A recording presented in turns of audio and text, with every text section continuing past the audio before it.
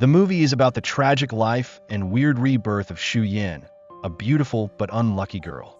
After dating for 10 years, she got married to the man she trusted. But married life didn't bring her happiness. Instead, it pushed her into a deep pit. The betrayal of her husband and her best friend caused Shu Yin to die in pain. In a moment that seemed like the end forever, she suddenly went back in time to 5 years earlier, right in the middle of a concert. Before she could even figure out what was going on, she realized the husband who hurt her was there too. Not able to hold back her feelings, she immediately slapped, punched, and kicked him right in the crowd, and chased after him all the way to the stage where Wei Zhou was performing. The struggle caused her to fall, and Wei Zhou was the one who stopped performing to catch her. Seeing her old best friend who betrayed her, the anger inside Shu Yin exploded, and she ran away from the crowd like she wanted to escape the truth. Her trembling feet stopped in front of a concert poster with a date, clearly showing it was exactly 5 years ago. She still couldn't believe she had really gone back to the past. Wei Zhou immediately chased after her, ignoring the shouts from his fans. He pulled her to change her clothes right in front of her. When Shu Yin saw his hand was injured, she immediately bandaged it for him. He just gently said it was a small wound. As long as she wasn't hurt and it didn't leave a scar on her, it was okay. His words surprised Shu Yin because that scar was only supposed to appear later. Wei Zhou's words seemed to reveal something mysterious. His gentle eyes made her feel relieved. He held out his hand, wanting to take her home, and she nodded slightly in agreement. When they got to her building, he said that he didn't know what she had been through, but from now on, no matter what happened, she could come to him. That care warmed her heart, and she gave a consenting smile. Before leaving, he gently took her hand and wished her good night, making her heart flutter once again. Back in her room, after the series of events, Shu Yin still couldn't understand what had just happened. Why did she go back to the past, right at this time, 5 years ago? A part of her doubted that it was all just a dream. But the sound of the door opening pulled her back to reality. Tanu, her boyfriend at this time, appeared with an annoyed face, demanding that she explain things clearly. He couldn't understand her impulsive behavior at the concert. He thought that her out-of-control emotions were because she was pregnant, and without any hesitation, he suggested that she get an abortion so it wouldn't affect his current career. Those careless words made Shu Yin wake up because right now, she was only his girlfriend, and the baby in the past was something that had already happened. She immediately denied it, saying that she wasn't pregnant at all, but just had a stomach ache. Instead of being worried, Tanu seemed happy that she wasn't pregnant, as if a burden had been lifted. That lack of care was like the last straw. Shu Yin didn't hesitate to say, "Tanu, let's break up." When he asked why, she couldn't hold back the resentment that had been building up for years, accusing him of always just asking for money, using her to clean up his messes, and never bringing anything good to her. He suspected that she had fallen for someone else, asking if she was seeing Wei Zhou. Shu Yin was terrified as the memories of her past life flooded back the scene of her violent mother-in-law throwing a glass at her, causing her forehead to bleed and leave a scar. Her first husband, who she shared a bed with, was drunk all day long, and every time he opened his mouth, it was to hit her, even strangling her without mercy. Now, even though she had gone back to the time 5 years ago, his domineering nature hadn't changed.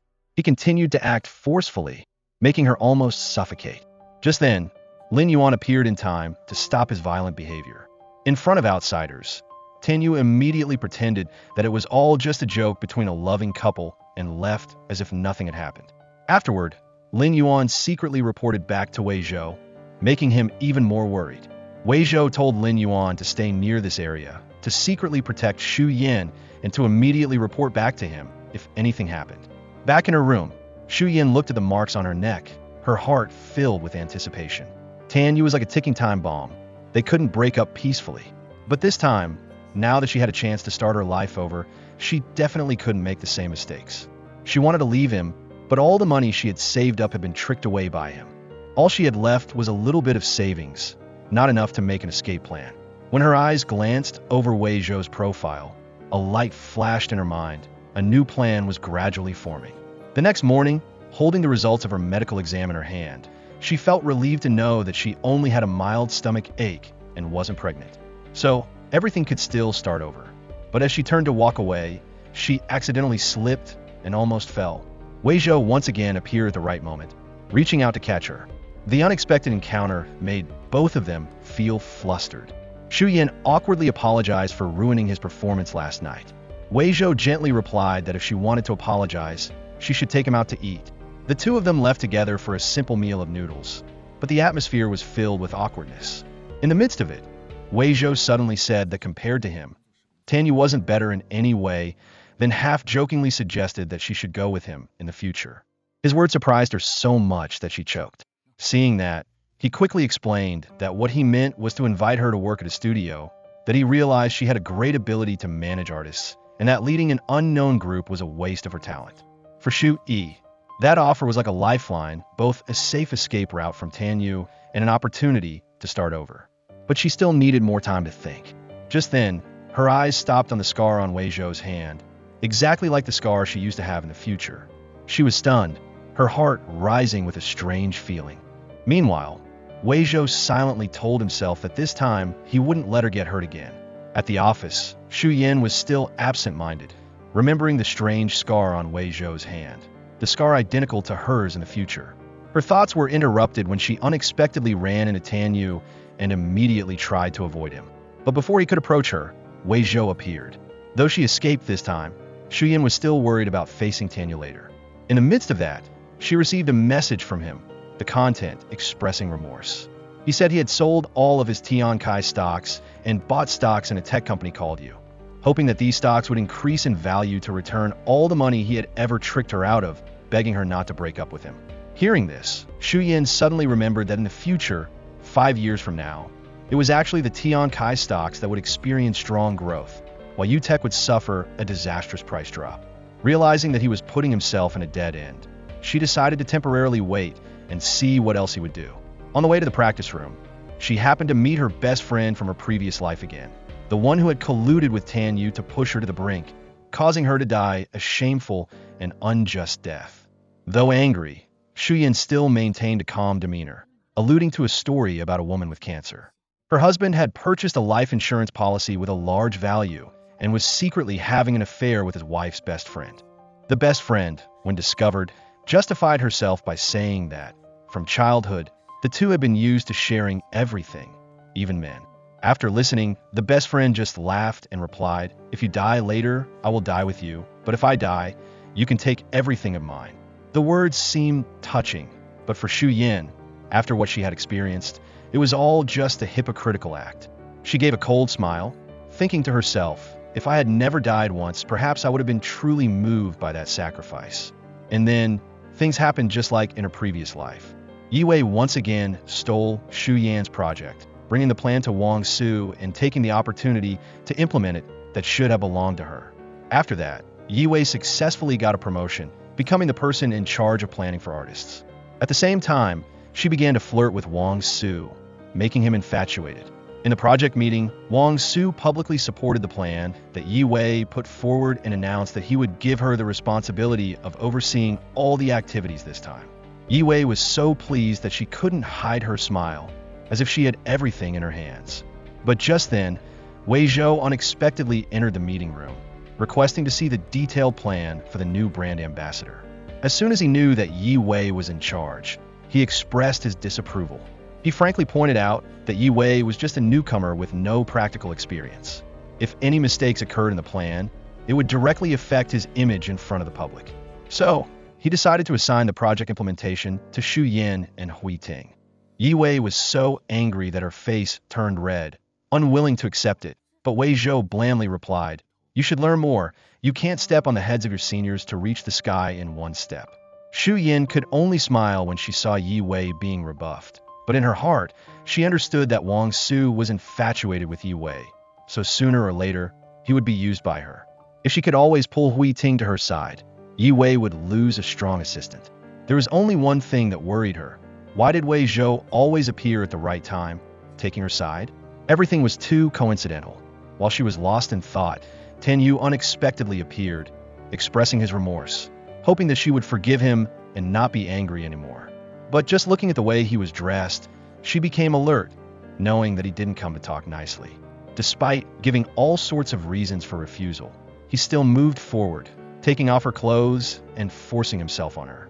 Just when it seemed like she couldn't resist any longer, there was a knock on the door. It was Wei Zhou. He was wearing a hat and glasses, pretending to be the building manager, checking for a water leak. Tanu wouldn't let him in, trying to chase him away. Taking the opportunity, Shu Yin gathered all her strength and pushed him away. She knew she couldn't stay here for another second.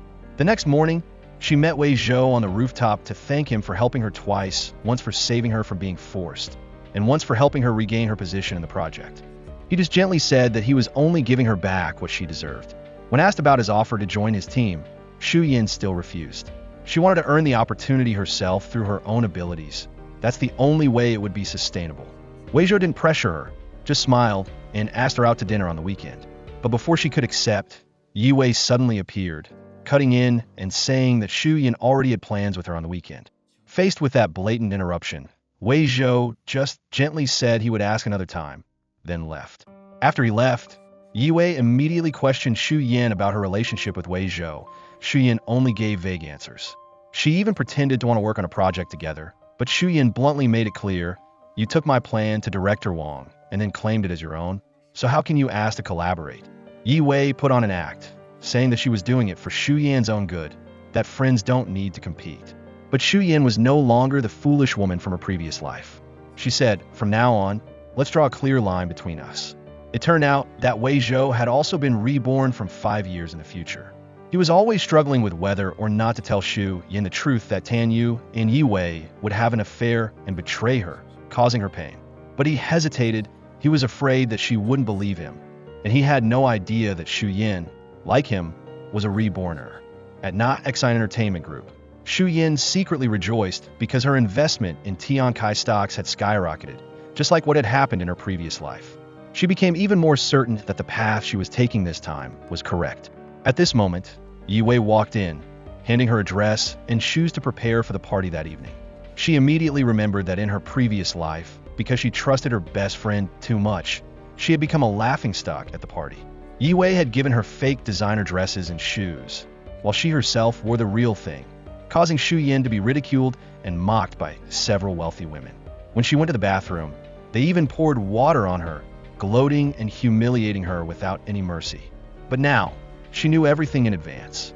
Not wanting to let herself suffer that humiliation again, she pretended to be happy and accepted the dress from Yi Wei, even proactively pouring water to invite her to play the role of an innocent person like before. While on the phone looking for an apartment, she happened to meet Wei Zhou. He quietly listened and then said that he had an empty house. If she needed it, he could take her to see it right away. Without any hesitation, Shu Yin agreed, but that scene was seen by Tanu, causing him to become twisted with anger. Before Shu Yin left alone, Tanu immediately pulled her into a storage room and closed the door. He went crazy, questioning whether she had broken up with him because of Wei Zhou. She wanted to escape, but he held her tightly. In her heart, Shu Yin knew that she couldn't let Wei Zhou get dragged into this, so she had to endure. She made up a reason, saying that Wei Zhou was only ordering her around, and the reason for the breakup was because she felt that Tanu didn't care about her. Hearing that, he pretended to be remorseful, promising to change, and then once again tried to force himself on her. Luckily, Ting happened to pass by, saving her from the dangerous situation. Stepping outside, Shu Yin saw that Yi Wei was preparing a new scheme. According to her memories, she knew that Yi Wei would pretend to be clumsy and then intentionally spill hot coffee on her. This time, she wouldn't let that happen. When Yi Wei lunged forward, Shu Yin skillfully dodged, gently sticking out her foot, causing her to fall headfirst into Tanu, the hot coffee spilling all over him. Tanu winced and blamed Yi Wei, while Shu Yin calmly turned around and left, not even bothering to care. While washing her hands in the restroom, she was unexpectedly asked for help by someone. It was Shun Qi, a newly arrived artist assistant. The girl came running in with bloodstains on her skirt. Without hesitation, Shu Yin took off her jacket to cover her up. From that moment on, Shun Qi became attached to her, clinging to her like a little sister, always sticking by Shu Yin, acting spoiled, and trusting her completely. Shu Yin's mood became lighter. When talking about her weekend date with Wei Zhou, she was still hesitant and didn't want to go. But Shin Qi immediately advised her that if she refused, it would be a terrible memory, just like in her previous life. But if she was willing to change, to bravely step out of the loop, this could be an event that marks a glorious turning point in history. Sounding reasonable, Shu Yin immediately decided that she would go, and not only go, but also appear with a look that would amaze everyone. Over on the other side, Yue went shopping for clothes with Tanu. Then they secretly fooled around in the changing room. When the party began, Yue sat sipping her drink, hinting at Shu Yin in front of her friends, anticipating the scene of her becoming a laughingstock. Just like years ago, being humiliated for wearing fake items, being misunderstood as a copycat clinging to someone else's love. But Shu Yin walked in with a completely different look, confident, composed, and full of self-assurance. The elegant clothes and beautiful face stunned the group of friends. In particular, she was wearing a pair of shoes identical to the ones that Yue was wearing. But upon closer inspection, everyone immediately realized that Yue's pair was a fake, poor quality, causing her to blush and hide her face in embarrassment. In contrast, Shu Yin remained calm, as if everything was expected. In the restroom, she overheard her old group of acquaintances continuing to speak ill of her, saying that she was always copying Yue from head to toe. Even though she had prepared herself, Shu Yan's hands still tightened with nervousness. But this time, she didn't run away. She stepped out, confronting all the mockery head-on, using reason and composure to refute each word. She didn't deny having received shoes from Yue, but they were fake, and she had spent money to buy the authentic shoes, an act of self-respect, not imitation. Faced with the accusation of stealing Tanu, she bluntly revealed the truth. Shu Yin had been working at Na Exine Entertainment Group for 5 years, as the person in charge of artist planning, while Yue was only an assistant, and she had only obtained that position because Shu Yin herself introduced her last year. She affirmed that Tanu was her boyfriend, completely unrelated to Yue. When a group of friends still refused to let go, one of them said she was jealous of not having Su Shan, so she forced Yue to break up. Shu Yin continued to refute clearly. It was true that she used to like Su Shan, but Yue had never dated him. Yue's lies were gradually exposed. Under pressure, Yue stammered, unable to deny and not daring to admit it, causing her 3 best friends to take the opportunity to press Shu Yin further. At that moment, someone unexpected appeared, Su Shan. He had heard everything. His sudden presence made Shu Yin flustered, especially when he asked her why she had liked him back then, but was so cold towards him. Not knowing how to explain, Shu Yin could only turn around and run away. Over on this side, Wei Zhou went to see his grandfather, determined to cancel his engagement with Mengya, but his grandfather refused, citing family reasons, reputation, and the responsibility of inheritance. Even so, Wei Zhou was no longer the obedient boy he once was. He affirmed that he had someone he liked, even if it was only a one-sided love, but he still wanted to follow the call of his heart. This was the first time he dared to live authentically with himself, no longer wanting to be controlled by the calculations of his family. Returning to Shu Yin, after leaving the party, Su Shun chased after her, demanding to know her feelings from back then. Her heart was still wounded, and she didn't want to dig any deeper, so she just said it was all a slip of the tongue, asserting that she had never truly liked him. Unexpectedly, Su Shun confessed that he used to have feelings for Shu Yin. While the two were talking, Wei Zhou drove past, catching sight of the scene from afar. He immediately called Shu Yin, telling her to return to the exhibition hall. Receiving the call, she didn't hesitate, immediately leaving Su Shun with a dazed and disappointed look behind. At the same time, at the party, Yue had to bear the consequences of her lies. The 3 best friends who had once cherished her now turned against her, scolding and criticizing her without restraint. The mounting insults made her seem to go crazy, her mind in turmoil, no longer able to maintain her usual false, innocent image. At the exhibition hall, Wei Zhou quietly sat watching Shu Yin work. In a moment of distraction, he suddenly couldn't find her and hurriedly went to look for her. Just as she opened the door and walked into her room, a heavy object unexpectedly fell from above. He rushed forward, using his body to shield her from danger. In that moment, the two unconsciously felt a chaotic heartbeat, a strange emotion creeping into both of them that neither dared to name. On the way back, he drove her home. The atmosphere in the car was quiet and strange, as if something was being suppressed.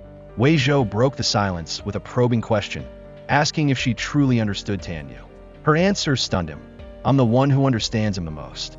He misunderstood that Shu Yin still had deep feelings for Tanu, and secretly resolved in his heart to let her see his true colors. But little did Wei Zhou know that her words contained another layer of meaning.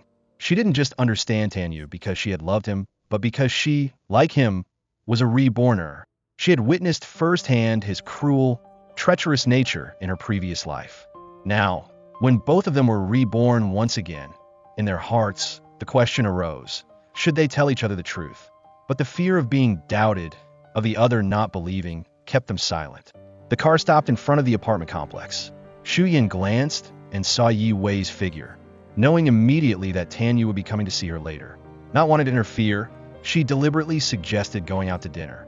Wei Zhou didn't ask anything else, just silently drove her to a small restaurant. At the table, the two drank beer, confiding things hidden in their hearts.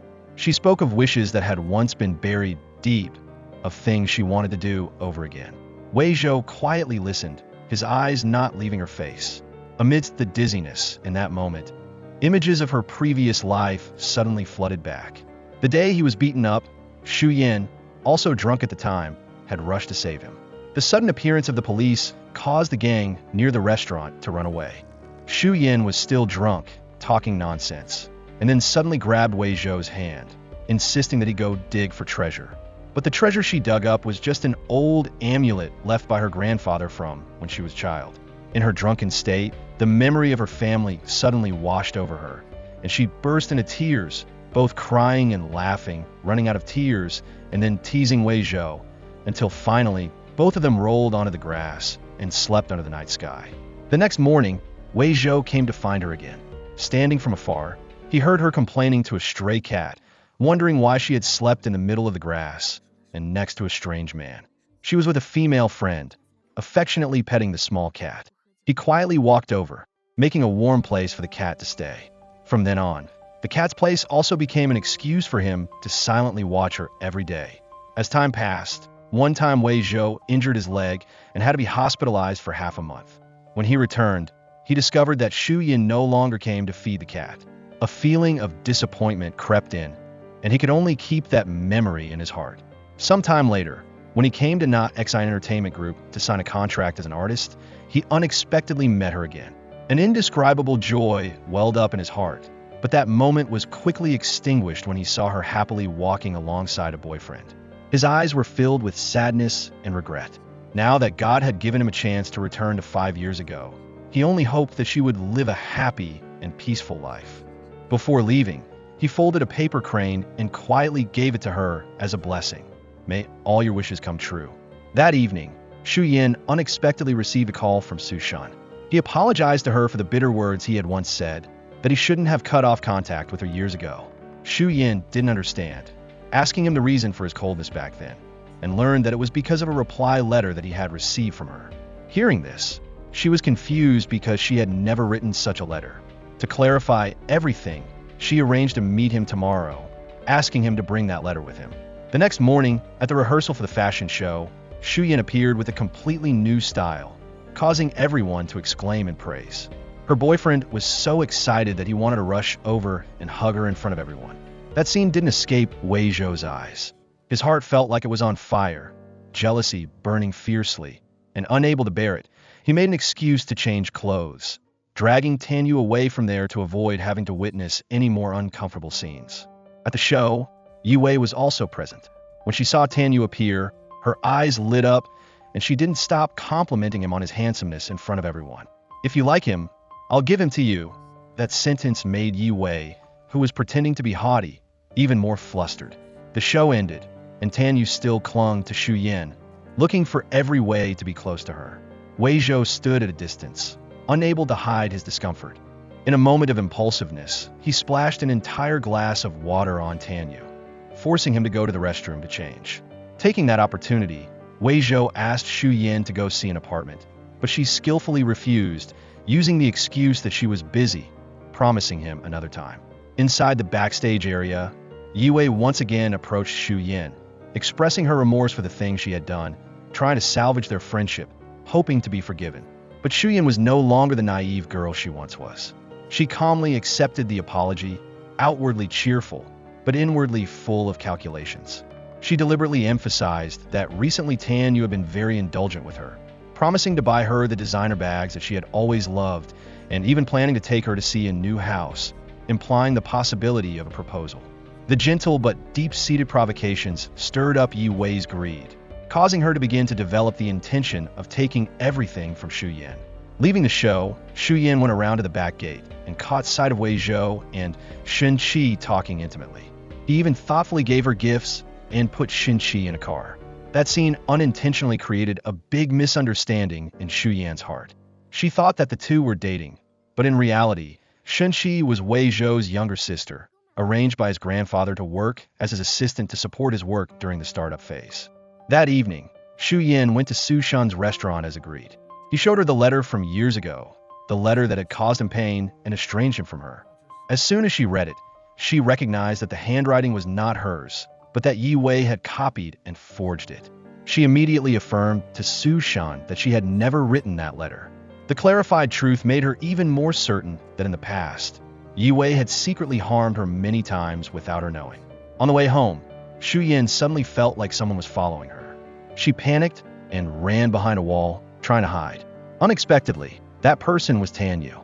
Earlier, he had gone out to eat with Yi Wei, who had incited him by saying that Shu Yin was dressed beautifully today to go on a date with someone else.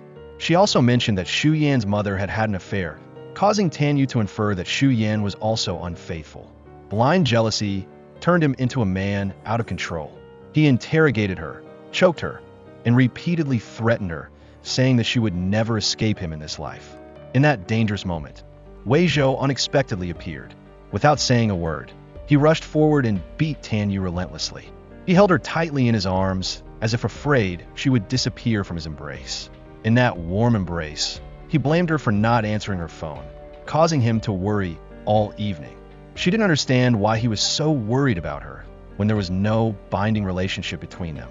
She frankly said that she now had a boyfriend, and he also had a girlfriend, so she hoped he wouldn't do things that could easily cause misunderstandings. She hated the kind of people who were promiscuous and unfaithful in relationships the most. Those needle-like words stunned Wei Zhou. He couldn't understand what she was implying, but Shu Yin didn't stop there. She continued to say things that choked him up, that he was a bad person, mistreating Shen Qi, that he was the kind of man who could grab 100 people with one hand. It was only then that he realized that she was misunderstanding Shen Qi to be his girlfriend.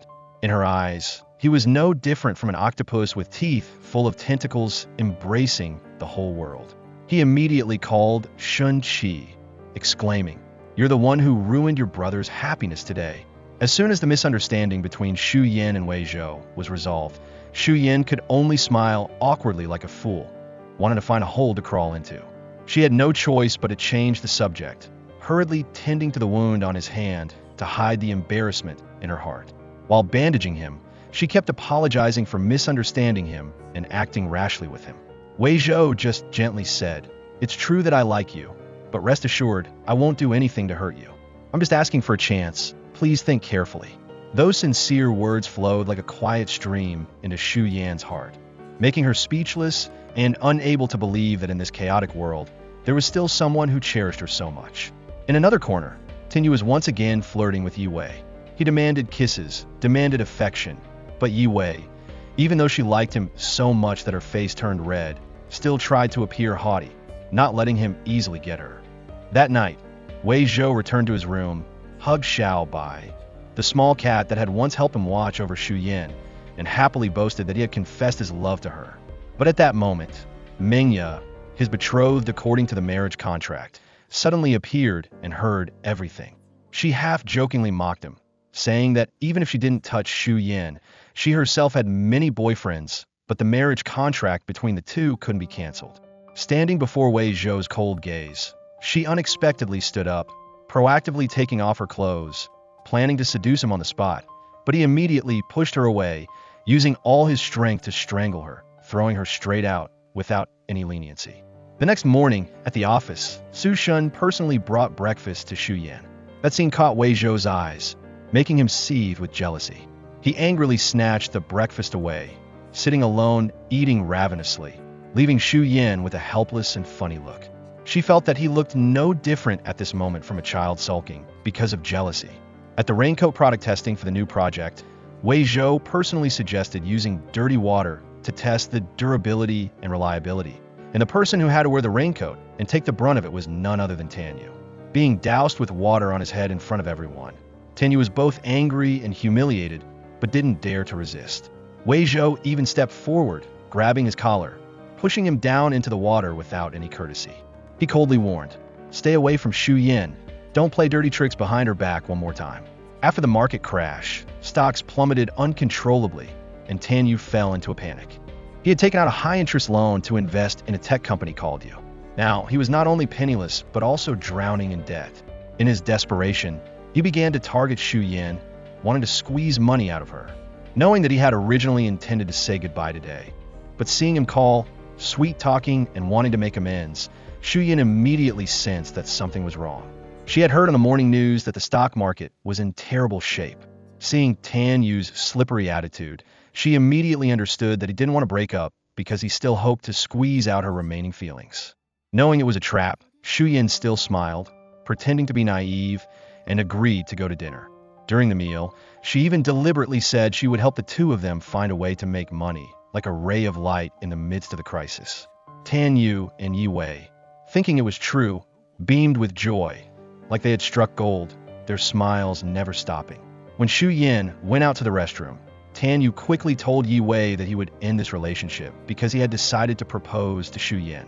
Yi Wei, on the outside, gave a forced smile of agreement, but her eyes flashed with hatred, unable to swallow the humiliation of being abandoned. Standing outside the restaurant, Xu Yin received a call from Wei Zhou. He told her to come to a place, and it turned out he wanted to teach her judo for self-defense. But the lesson quickly turned into a comedy show with no escape. She threw him to the ground mercilessly, but her movements were completely uncoordinated. Both of them laughed out loud, sweat dripping from their foreheads, their eyes still sparkling with joy. After a mock fight that was as good as real, Wei Zhou took her home. On the way back, he gently said that she didn't need to feel embarrassed or pressured about his previous confession, but he hoped she would carefully consider her relationship with Tanu. Shiki nodded, not saying anything more, only quietly replying, "I'll think very carefully." Over on the other side, Yi Wei had quickly recognized the lustful eyes of director Wang Gu, a powerful but desire-filled man. She immediately changed her tone, acting spoiled, using all sorts of tricks to please him in order to become the person in charge of the new project, even hinting at wanting to change her position. Director Wang, without a trace of suspicion, laughed loudly and promised to help her get what she wanted. And Mingya, Wei Zhou's betrothed in name only, wasn't sitting still either. She had people secretly follow and take pictures of the person he cared about. Even though she had no feelings for him, she wouldn't let anyone else take what she didn't need. Xu Yin at this point also gradually realized the strangeness in Wei Zhou's actions, as if he knew in advance everything that would happen. His actions always purposeful, but she only stopped at suspicion, not enough reason to believe. When she saw the shares of Tian Kai unexpectedly increase, Xu Yin rejoiced at having money in hand, and she began to make a truly meticulous plan to deal with everything. Suddenly, a name flashed in her mind. Higo, who had made a big splash after appearing a few years later with the title of founder of the auction ceremony. Coincidentally, at that time Wei Zhou was also racking his brains to find a way to secretly support her to help her get promoted. When he thought of Higo, he suddenly smiled because this person had a certain connection with his grandfather. If the plan was successful, it would not only help Xu Yin, but also make her more sympathetic to his family. Tanu brazenly came to her workplace, saying that he wanted to take her home to meet his family to prepare for marriage. He kept saying that his parents were easygoing and loving towards their children, and drew a picture of a happy family. But in Xu Yan's heart, the bitter memories of life after marriage flooded back, her mother-in-law scolding and despising her, hurting to the depths of her heart. She smiled and said, "I'll come with you to visit when I have time." He didn't know that that sentence was part of her entire plan.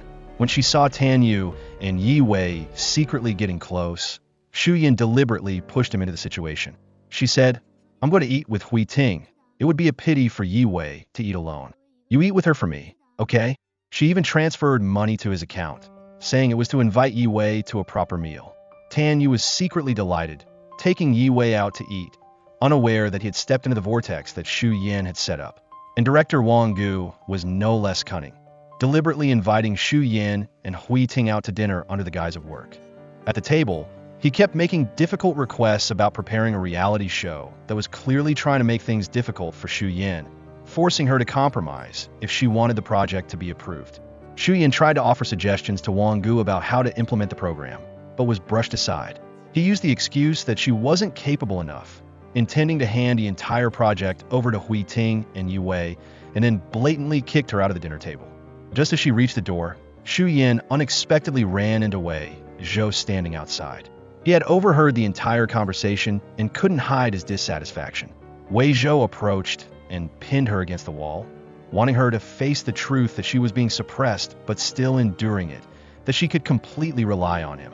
But Xu Yin didn't want to be dependent. She felt that if she continued like this, she wouldn't be able to grow, wouldn't be able to stand on her own. Wei Zhou then affirmed that he was willing to help her for a lifetime without expecting anything in return. Although touched by his sincerity, Xu Yin still chose to maintain her position. She refused his help at this time, hoping to use her abilities to regain her rightful position, but she also promised that if she encountered a truly difficult situation in the future, she would come to him. Wei Zhou wasn't angry. He even smiled because he believed she was capable enough to be valued. At the same time, inside the dinner table, Ting realized that Wang Gu hadn't intended to invite Li Yuan as he had announced. His real purpose was to push Xu Yin out of the project to replace her with Yue. Ting, though outwardly calm, had begun to suspect the integrity of this project, as well as see clearly the means of climbing the ladder with beauty that Yue was pursuing. Tanu took Yue out to eat, secretly calculating that before marrying Xu Yin, he had to seize the opportunity to enjoy the thrilling feeling with his mistress. He asked the waiter to prepare a special lover's portion, making Yue overjoyed, even though on the outside, she pretended to be hesitant. She believed she had completely defeated Xu Yin. Unbeknownst to her, all of this was just a pawn in the game that Xu Yin was secretly setting up. After the meal, Yue was assigned by Director Wang to be in charge of the upcoming reality project, along with Ting. She was so happy that she couldn't close her mouth, and even announced that she would make the project flourish. However, Xu Yin, the one who was eliminated from the project, wasn't angry at all. On the contrary, she happily accepted the box of breakfast that Su Shun had brought. He also expressed his desire to join her company as a model, with the simple reason that he wanted to experience life. But Xu Yin didn't know that the real reason was to see her every day. Wei Zhou, witnessing this from afar, felt jealousy rising to the top of his head. He understood very well that Su Shun's motives were not pure. Xu Yin called Chi to take Su Shun upstairs to register for an interview. But Wei Zhou approached, his face full of anger, snatched the lunchbox, and asked her if she was very happy.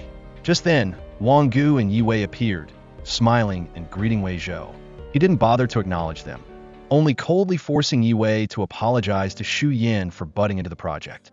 Although unwilling, Yue was forced to bow her head, but her tone was half-hearted and sarcastic. Even so, Xu Yin didn't care at all. In her eyes, Yue wasn't nearly enough to become a worthy opponent. Meanwhile, Wang Gu was trying to use the food reality show to help Wang Jing whitewash his scandals in front of the media. Netizens began to believe that everything was just false rumors. It seemed like their side had won, and Yue and Wang Gu were overjoyed, but no one expected that the situation was about to be completely reversed. Only Xu Yin and Wei Zhou understood clearly that Wang Jing's scandal not only couldn't be erased, but would cause him to lose his career in the near future. Xu Yin deliberately discussed some new tricks with Chi for the program proposal, the purpose being to let Yue, who was lurking nearby, overhear. She mentioned inviting entertainment reporters to film some behind-the-scenes moments when the artists were unaware. Those authentic moments would easily become hot topics, attracting attention from audiences who were increasingly fond of authenticity rather than prearrangement. Yue, as expected, thought she had heard a big secret and immediately took that plan to report it to Wang Gu as a triumph. On the other side, Xu Yin was standing quietly alone, lost in a series of thoughts. Wei Zhou appeared with a cup of warm milk in his hand, gently telling her that she should replace coffee with milk for the sake of her stomach. He asked her why Su Shun suddenly wanted to become an artist. Was it because of her? Xu Yin said that perhaps he simply wanted to experience life, but meeting her first love like Su Shun still made her happy. Seeing Wei Zhou's eyes gradually darken, she quickly affirmed that at present, between her and Su Shun, there was only good friendship, no feelings that crossed the line. Those words caused his expression to soften, and his smile gradually returned. Before leaving, Wei Zhou told her to remember to drink her milk, then turn around to take a picture of her.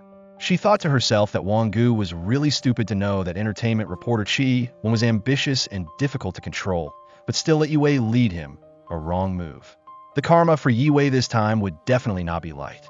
Wang Jing, who was already annoyed at having to film the cooking scene over and over, even though the director advised him to try a little harder to get a good shot, lost his temper, threw down his chopsticks, and walked away. In the meantime, entertainment reporter Chi Won, who had been indirectly led by Xu Yin, secretly followed behind to record his true attitude, but unexpectedly caught an even more shocking scene. Wang Jing was being intimate with a female staff member at the filming location. Immediately, that moment was recorded and spread across the internet. The news quickly exploded like a bomb. Wang Jing was having an affair, behaving like a star, scolding the director on set. More importantly, the girlfriend he had replaced also posted an expose, saying that he had cheated many times, even seducing underage girls. Sitting reading each line of news, Xu Yin smiled slightly. Everything was unfolding as planned, and next was the time for Wang Gu to fall from grace. Immediately after the scandal, Wang Gu convened an emergency meeting, angrily scolding everyone. He demanded that Yiwei, who was in charge of the project this time, come up with a solution, but Yiwei quickly dumped all the responsibility on Ting, using the excuse that she was the one present during filming. Ting was angry, but still accepted it because it was true that she was present at the scene at the time. Xu Yin spoke up, revealing the truth. This plan was originally proposed by Yiwei, and the boss Wang Gu invited was also her private relationship. Clearly the root of the problem didn't come from Ting. But boss Wang Gu still deliberately ignored it, forcing Ting to bear all the consequences. Not stopping there, Yiwei threw the blame back on Xu Yin, saying that she was the one who leaked the plan. Boss Wang Gu immediately turned to ask Xu Yin to find a remedy. Otherwise, she should leave the company. Right when the tense atmosphere reached its peak, Wei Zhou walked in. He frankly revealed everything, from stealing ideas to blaming others, while also condemning Wang Gu for treating the company like his own home. This time, Wei Zhou also brought Bai Kuan, who had been directly appointed by the chairman, as the project manager. As a result, Wang Gu was suspended from work for 3 months and had his salary cut, causing the entire meeting room to fall silent. Everything had now completely turned around according to Xu Yin's wishes. Seeing the affectionate gaze between Xu Yin and Wei Zhou, Tanu immediately pulled Xu Yin into a corner, questioning whether she was being ambiguous with Wei Zhou. Xu Yin understood that this wasn't the time to turn against him, so she had to pretend to be gentle, planning to butter up Tanu by praising his talent in order to divert his suspicion. Standing from afar, Wei Zhou saw the scene of the two talking and felt jealousy surge violently. He came closer and embraced her as if to affirm his right to protect her, thinking to himself that he wouldn't let anyone hurt her again. Meanwhile, Bai Kuan, the one newly appointed by the chairman to handle the crisis, unexpectedly expressed his desire to nominate Ting as the project manager to replace Wang Gu. No one knew that Bai Kuan had been secretly in love with Ting since their first meeting many years ago. Returning to the company this time was also to secretly help her. However, that decision didn't please Wei Zhou. He directly questioned Bai Kuan why he had appeared at this time. Bai Kuan coldly replied that he was just a salaried worker, and he had to come because Wei Zhou's grandfather had given him the task. Moreover, he didn't hesitate to sarcastically say that Wei Zhou was loving someone unworthy, having publicly confessed his love that year, and also having an ambiguous relationship with an artist in the company. Wei Zhou immediately retorted, affirming that Xu Yin was not ordinary at all and that Bai Kuan didn't understand anything about her. Bai Kuan replied that he knew Wei Zhou intended to nominate Xu Yin as manager, but before being blinded by emotions, Ting was the most suitable person.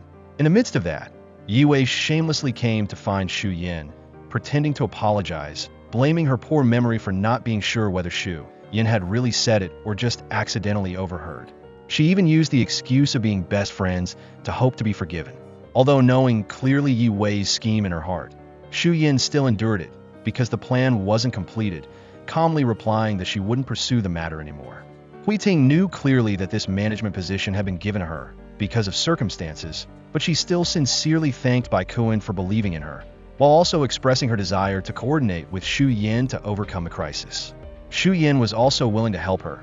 The two together began to face the upcoming challenges. At the end of the episode, Wei Zhou went to visit his grandfather, who always understood his personality. He knew Wei Zhou didn't like Mengya, so he told him to handle this relationship himself to avoid affecting the company. Wei Zhou sat quietly, his mood heavy, remembering the accident that he knew would happen in 5 years, the fateful moment that could end his life. Although he knew that time wasn't long, he still felt comforted because at least in the remaining time, he could still protect Shu Yan. Wei Zhou dressed up as a bear, standing in front of the company waiting for Shu Yan to get off work. As soon as he saw her, he immediately ran over, performing many of the familiar, adorable actions that had happened during her drunken moment. Those gestures made Shu Yan freeze, realizing that the person who had been there taking care of her that day was none other than Wei Zhou. She was so flustered that she could only cover her face in embarrassment. Afterward, she got in the car with him to find Higo according to the address that Su Shan had sent. On the way, the two talked comfortably. Shu Yan unconsciously mentioned Higo's achievements in the next 3 years when he took the personal media music platform, Dooley, to the stock exchange. Wei Zhou initially continued the conversation, but then suddenly stopped, the car stopping abruptly in the middle of the road. He began to suspect when he realized that the information that Shu Yan knew could only happen in the future, and Shu Yan was also stunned when she saw his reaction. Finally, Shu Yan and Wei Zhou both frankly admitted the secrets that each had kept hidden for so long. They openly confessed their intentions that letting Tanu and Yi Wei get married was the only way for her to escape Tanu's clutches peacefully, without causing suspicion or danger. Wei Zhou recounted that he had attended Shu Yan's funeral in the past, amidst the rainy and freezing cold day, with a broken heart and overwhelming pain. Meanwhile, she herself understood clearly that on that day, perhaps no one truly mourned or regretted, and perhaps not even many people bothered to see her off one last time. Wei Zhou only knew how to silently hold back tears, grieving painfully in her place. He took her back to his house, advising her to break off the relationship with Yi Wei and Tanu, but Shu Yan understood Tanu's personality clearly an extremist. If he heard the words break up, he would go crazy. She was afraid she would die even sooner than in her previous life, and so the only way was to let someone else steal that terrifying fate. When Shu Yan asked him how he had gone back in time, Wei Zhou only replied that after a sleep, he woke up and discovered he had returned to 5 years ago. He didn't say the truth that he himself had once died, the painful death that he would have to face in the future, and she didn't ask any further because the most important thing at this time was to find the whereabouts of Higo. The next morning, Wei Zhou came to pick up Shu Yan. In the car, he announced that he had found Higo and was preparing to push forward the event of being rejected for collaboration that was supposed to happen later. He had arranged for Higo to meet with Deputy General Manager Mengya, who held power in Not Exi Entertainment Group. As planned, Higo brought the draft to present, but was rejected cruelly. Immediately afterward, Shu Yan appeared, seizing the opportunity to negotiate with Higo. Not using the company's name, she chose to collaborate in her personal capacity, showing respect for his strength and talent. It was precisely that sincerity and sharpness that made Higo feel like a dying man finding a lifeline, and he agreed to collaborate with Shu Yan and Wei Zhou. Wei Zhou drove Shu Yan back home. Seeing Higo's current state of collapse, in a moment, she clearly saw a person who once had dreams, who was once full of talent, but now was being mercilessly extinguished by the harsh reality. She suddenly felt regret for herself in her previous life, a version that was too weak, without principles, only realizing what she should have understood a long time ago after she had died. But Wei Zhou didn't let her blame herself for too long, gently comforting her, affirming that it wasn't her fault at all. Right at that moment, Shu Yan's phone rang. It was Su Shan calling to find her to ask clearly about a few remaining questions. She had to leave, leaving Wei Zhou alone in his unspoken jealousy. In another development, Yi Wei and Tanu raised their glasses to celebrate, happily thinking that they had truly been able to participate in a new food project, completely unaware that it was all just a chess piece that Shu Yan had calculated in advance. The next morning, the food program's filming officially began. Leading the show was none other than Wei Zhou. Alongside him were Tanu and Su Shan. Everyone was surprised by Wei Zhou's cooking talent, not only refined but also full of artistry, attracting all eyes. When the filming ended, Shu Yan saw Yi Wei and Tanu being intimate with each other from afar. She secretly hoped that Yi Wei would quickly reveal her true face, using every trick she had to snatch Tanu as quickly as possible, because now Shu Yan no longer had the patience to continue pretending not to see. The second filming session hadn't even started yet when Su Shan arrived and unintentionally interrupted Shu Yan's wandering thoughts. He suggested that if she had anything she was dissatisfied with or needed help with, she should just say it directly, that he was always ready to support her in everything. Shu Yin could only thank him, but in her heart, she still maintained a cautious distance from everyone. Just as the crew was preparing the set, Mengya unexpectedly appeared uninvited, but she brazenly introduced herself, saying she would participate in the program as a special guest. This unreasonable intervention immediately caused Wei Zhou to object strongly. He didn't accept letting a person with the title of Deputy General Manager treat the filming work like a joke. However, Mengya turned to ask the director first. The director, due to power and pressure, didn't dare to refuse, so he reluctantly agreed. She even called Bai Kuan, requesting that he widely announce to all employees that she was the official guest of the filming, and therefore, the lineup had to be rearranged. Wei Zhou had no choice but to be on the same team as Mengya. Shu Yin was teamed with Tanu, and Yi Wei was paired with Su Shun. The game began. The filming time lasted for 3 hours. Mengya used the camera lens to create a scandal. She used the excuse of the engagement to demand that Wei Zhou carry her in front of the camera, but he didn't waver, asking the camera to stay away and coldly reprimanding her that if she dared to publicly announce the engagement, he could also immediately announce its cancellation, willing to leave the entertainment industry to return and take over the family business. At that time, the person who would be exposed by the media and turned into a laughingstock would be none other than her. He emphasized that he would compensate her honor appropriately, but if Mengya dared to touch Shu Yin, he would absolutely not spare her. At another development, Bai Kuan returned to report to the chairman that Wei Zhou had withdrawn all his savings to invest in a newly established company named Du Li, whose legal representative was Higo, and that the person behind it all was none other than Shu Yin. The chairman, after hearing this, only smiled slightly, saying that there were pieces that looked like they had been captured, but were actually the only pieces that could save the entire game. He decided to temporarily let everything unfold in secret, waiting for the opportunity. Returning to the program, during the challenge, Su Shun was able to catch Yi Wei in time before she fell into the water. She not only wasn't grateful, but also showed a venomous attitude, causing him to immediately realize that she was the one who had faked Shu Yan's handwriting to deceive him all this time. As for Shu Yin, she would still try to push Tanu out of her life, every moment beside him making her feel tired to the point of nausea. During one task, she discovered that the item to be hidden was near a deep water area. Without hesitation, she went down to retrieve it, but just then, she unexpectedly slipped. Seeing Shu Yin slip into the water, Wei Zhou immediately rushed over and pulled her up, worriedly asking what she was doing.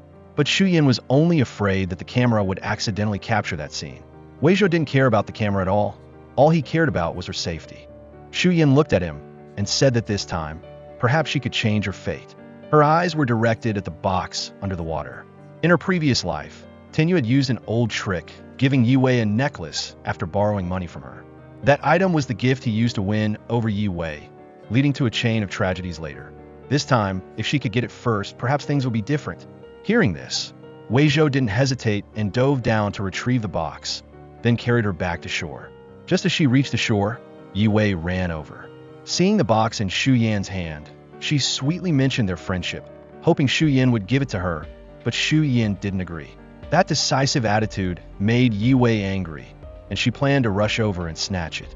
Shu Yin immediately used her strength to push her away, causing Yi Wei to lose her balance and fall to the ground. Unwilling, Yi Wei immediately got up, planning to pounce on her and grapple, but Shu Yin was faster, grabbing her hair and pulling it hard. In that moment, the anger in her heart seemed to be released, but that satisfaction was only fleeting, and then she suddenly wondered why she couldn't be patient with someone like Yi Wei, even though she knew clearly what her true nature was. During the ingredient finding competition afterward, Shu Yan's team won. Yi Wei angrily ran to find Shu Yin to confront her. She didn't understand why Shu Yin wanted to win against someone who had always seemed to be indifferent to the results. But Shu Yin only calmly replied that she also wanted to win because before, she was just yielding. That sentence made Yi Wei seem to go crazy. She pushed Shu Yin hard, then screamed, questioning why she was treating her like this. Not avoiding it anymore, Shu Yin frankly revealed that she hated Yi Wei, a fake, always playing the pitiful role, always pretending to be harmless while quietly finding ways to take everything from her. Yi Wei still didn't recognize her fault, only complaining that it was precisely because Shu Yin was too nice, always yielding, that she had gotten used to benefiting, and now, when being refused, she turned around and blamed her. But Shuyin no longer wanted to pretend. She looked straight at Yi Wei, saying that she and Tanu were about to get married. She knew that Yi Wei liked Tanu and had always wanted to steal him, but this time she wouldn't yield anymore. After speaking, Shu Yin left, leaving Yi Wei standing there, screaming helplessly and angrily. Thinking that when she had spoken out all her pent-up resentment, she would feel relieved, but Shu Yin only felt even sadder. She turned to ask Wei Zhou why it was like this, only to receive a simple answer. Because you are too kind. That's right, Shu Yin was someone who lived with emotions, while Yi Wei was too scheming. She always pretended to be weak and innocent to win over others, capturing Tanu with her sad eyes and pitiful face. That scene of Yi Wei resting her head on Tanu's shoulder, every small, calculating action didn't escape Su Shun's sharp eyes. He had seen everything. Here, Shu Yin confided in Wei Zhou that in her previous life, she had trusted Tanu and loved him to the point of being willing to marry him without any suspicion. But in return, what she received was only betrayal. That man had even intended to kill her to take the insurance money. That tragedy had haunted her for a lifetime, and now, when she remembered it, she only felt that she had been too foolish and too blind that year. Wei Zhou didn't let her be alone in those emotions. He hugged her, comforting her with gentle eyes and warm sincerity. To him, meeting her was the greatest luck. He felt happy to share her joys, sorrows, and anger, things that seemed small but made his heart flutter. He leaned down and placed a kiss on her forehead, gently and reverently. Then a deep, passionate kiss followed, like an affirmation that the feelings he had for her were genuine and unique. The next morning, Shu Yin still had to maintain her perfect act. She went to breakfast with Tanu, but from afar, Yi Wei was watching. She saw that her wrist still bore marks from the night before. That night, after having relations with Tanu, she had hoped that it would make him change his attitude, but he had only coldly told her not to tell Shu Yin about this. His eyes were full of contempt, treating her no differently than a place to vent his desires. Although hurt, Yi Wei still didn't give up. She always carried with her a belief that as long as she wanted something, she would definitely get it at any cost. While sitting and eating with Tanu, Shu Yan's eyes unconsciously turned toward the distance, where Mengyu was deliberately getting close to Wei Zhou, constantly finding ways to seduce him. A strange emotion rose in her heart: discomfort, annoyance, and something she couldn't name. But Wei Zhou didn't let her down. He coldly pushed Mengyu away, maintaining a clear distance. Seeing that scene, Shu Yin breathed a sigh of relief, only regretting that the person sitting in front of her didn't give her peace of mind. Tanu, who had been intimate with Yi Wei the night before, was now acting as if nothing had happened, pretending to care about her. She felt disgusted, but then a thought suddenly flashed through her mind. What if things didn't go as she had predicted? What if Tanu was even more shameless than in the past? At the same time, Wei Zhou also felt an unusual unease. Meanwhile, Su Shun, after having seen Tanu and Yi Wei being intimate with each other with his own eyes, stood hidden, his heart filled with anxiety, fearing that Shu Yin would be deceived and hurt. Manager Yang suddenly announced that he was transferring Yi Wei to become Tanu's personal assistant, making Tanu visibly angry. She, on the other hand, shamelessly came to find Shu Yin, using the excuse that the things that had happened recently were just misunderstandings, hoping that she would forgive her so that they could return to being close friends like before, saying that they were both each other's guiding light. But Shu Yin didn't respond with a word. She silently and coldly looked at the person who had once been her best friend, using a false tone to put on an act. Seeing Yi Wei leave, Wei Zhou walked over and gave her a cup of milk. He said that perhaps she knew that her weakness was being soft-hearted, so she was taking advantage of that to harm her. Shu Yin quietly nodded, feeling a little bit sad in her heart, but also relieved because at least she was no longer alone. The morning filming session had just ended, and Tanu hurriedly went to find Yi Wei again. They were still using the same old tricks, being intimate while pretending to hide it, but because of that, they were late for filming.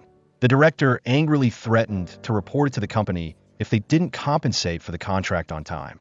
Tanu knew clearly the consequences if the news reached the company's ears. Not only would he lose his reputation, but he would also violate the terms with a penalty that was 10 times higher. Finally, he yielded, agreeing to pay for all the expenses lost today. He wasn't too worried because recently the shares he had invested in were making a good profit. He intended to brag to Yi Wei to win her over. But as soon as he opened his phone, he was stunned to see the news that the person in charge of technology, the main platform of the company whose stock he had invested in, had fled abroad, causing all his assets to suddenly evaporate without a trace. At that moment, he suddenly remembered Shu Yan. She still had money. In the past, her grandfather had left a house in the countryside. If he married her, that asset would naturally belong to him. Shu Yan, having learned everything, called Wei Zhou, saying directly, "He's taking out high-interest loans. It looks like he's about to fight to the death." Not wanting to give Han Tanyu any chance to turn things around, thanks to Wei Zhou's discreet but effective intervention, within a few days, Han Tanyu was being constantly called by the lender, urging him to repay the debt. If he couldn't pay on time, the interest would be 100,000 yuan per day, and if he still couldn't pay, his life would be the final collateral. Tanyu panicked to the extreme. The pressure and fear made him even more eager to marry Shu Yan, hoping to seize her assets to get out of the crisis. During the meal, he found all sorts of reasons, constantly mentioning the marriage. But Shu Yan clearly saw his appearance a person struggling in a swamp, a stranded fish trying to cling to her to live. She didn't expose him, nor did she argue, only gently saying that she was busy and leaving. Shu Yan sought out Wei Zhou, sighing and saying that in her previous life, she had been too foolish, blindly trusting the wrong person because of love. But Wei Zhou affirmed that she was a kind and warm person, only too naive and kind, but never wrong in her nature. On Shu Yan's birthday, Tinyu planned a proposal.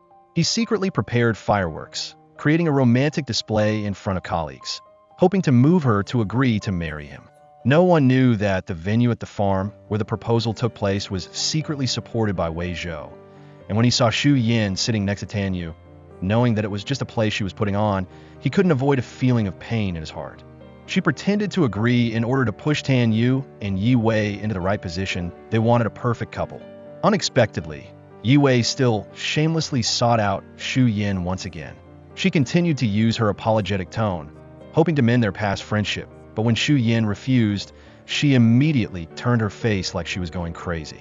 Yi Wei took out a knife and slashed her own arm, then used that same knife to threaten Shu Yan, her eyes distorted and full of frenzy.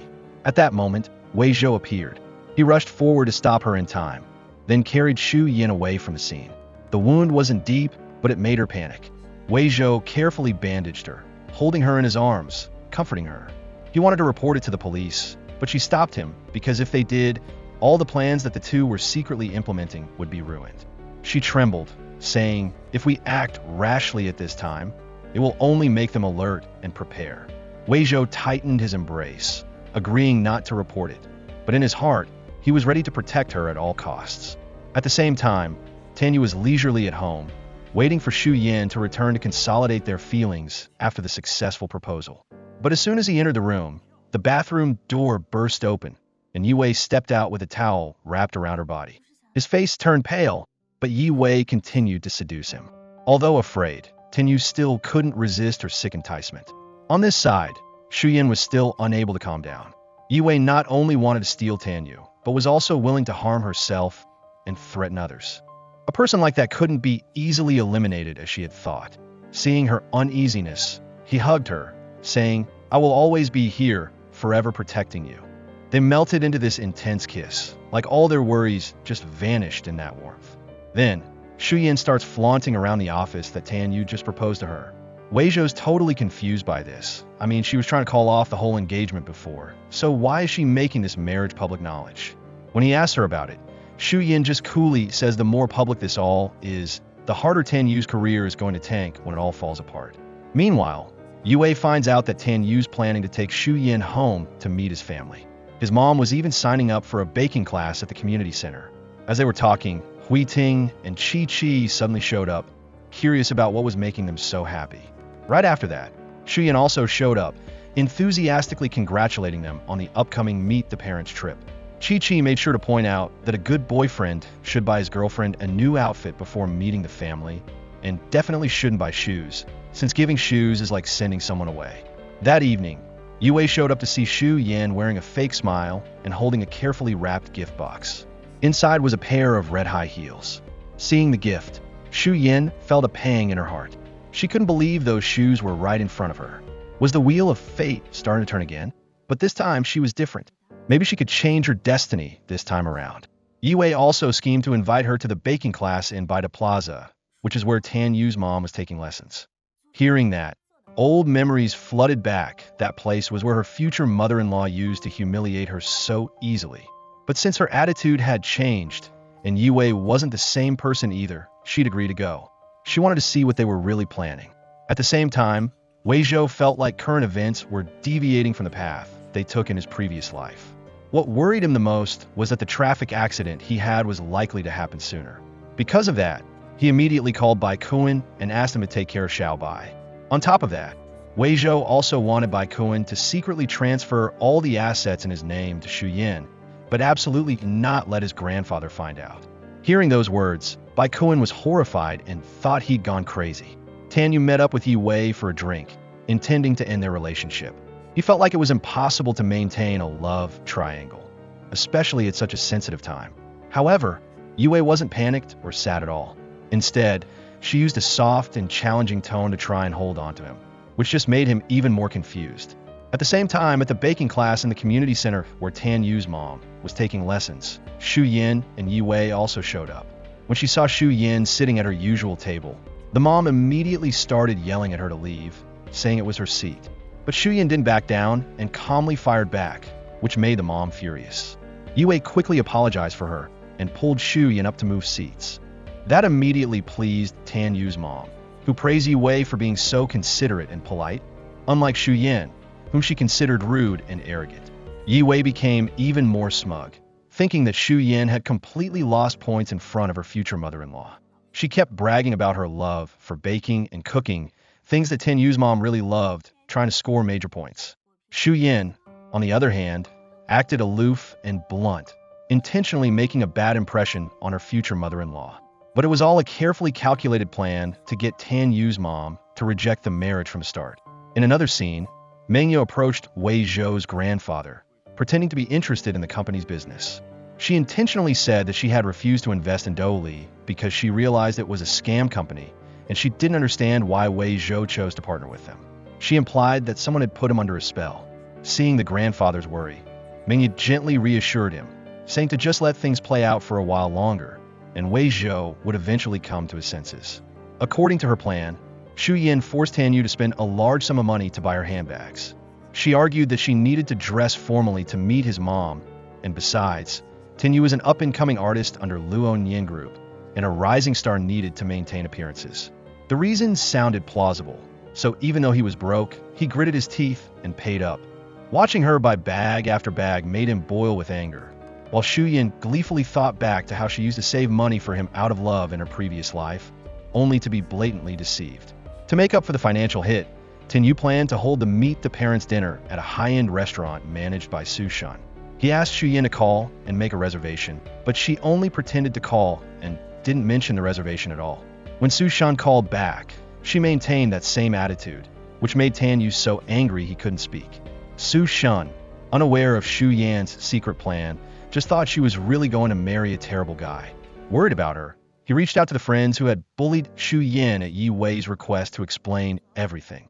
After understanding the situation, those people felt remorseful and wanted to make up for their mistakes, and were willing to help Xu Yin escape Tan Yu's clutches. On the day of the appointment, Xu Yin met with Su Shan. He kept asking her if she really wanted to marry Tan Yu, but she just calmly said that she had thought it through. With no more words left to persuade her, Su Shan had to agree to help her book a table at the luxurious restaurant at a discounted price. Even though it broke his heart, he still wanted her to be happy at the Meet the Parents dinner. After the dinner, Wei Zhou picked up Xu Yin. When he asked her how it went, she said she had Su Shan book the restaurant, but that getting married was only part of the plan. The most important thing was that she be happy, living life the way she wanted with the person she loved. Hearing those words, Wei Zhou smiled and gave her a bracelet as a confirmation of his love for her. As for Su Shan, after losing Xu Yin, his heart was a mess. He drank alone to chase away the sadness. Knowing this, Chi called to check on him and quickly went to his side. She sat beside him, quietly sharing his feelings, hoping to help him ease some of the loss. On the day of the Meet the Parents dinner, Yi Wei unexpectedly went to see Tan Yu. She actively seduced him, hoping to get intimate with him. Faced with a tempting treat delivered right to his door, Tanu couldn't resist and immediately fell into Yi Wei's arms, ignoring the important dinner waiting for him. He was certain that as long as he showed up, everything would still be under his control. But unexpectedly, when he arrived at the restaurant, no one was there. While he was angrily calling to berate Xu Yin, she suddenly appeared, dressed completely differently, and walked up to put her arm around his mother's shoulder with a casual, social smile, saying, "Oh, Mrs. Tan, what a surprise to see you here." Her words made Tan Yu's mother even more uncomfortable. Throughout the meal, Xu Yin maintained a sarcastic attitude. She intentionally emphasized that her good son had bought her a bunch of expensive clothes and handbags. Each word was like a needle prick, making the mother grit her teeth in anger. Exactly as Xu Yin had expected, she bluntly said that Xu Yin wasn't suitable to be a daughter-in-law of the Han family. She criticized her for being rude and dressing improperly, saying that if she wanted to enter the family, she had to be obedient, listen to everything they said, and take care of her husband and children wholeheartedly.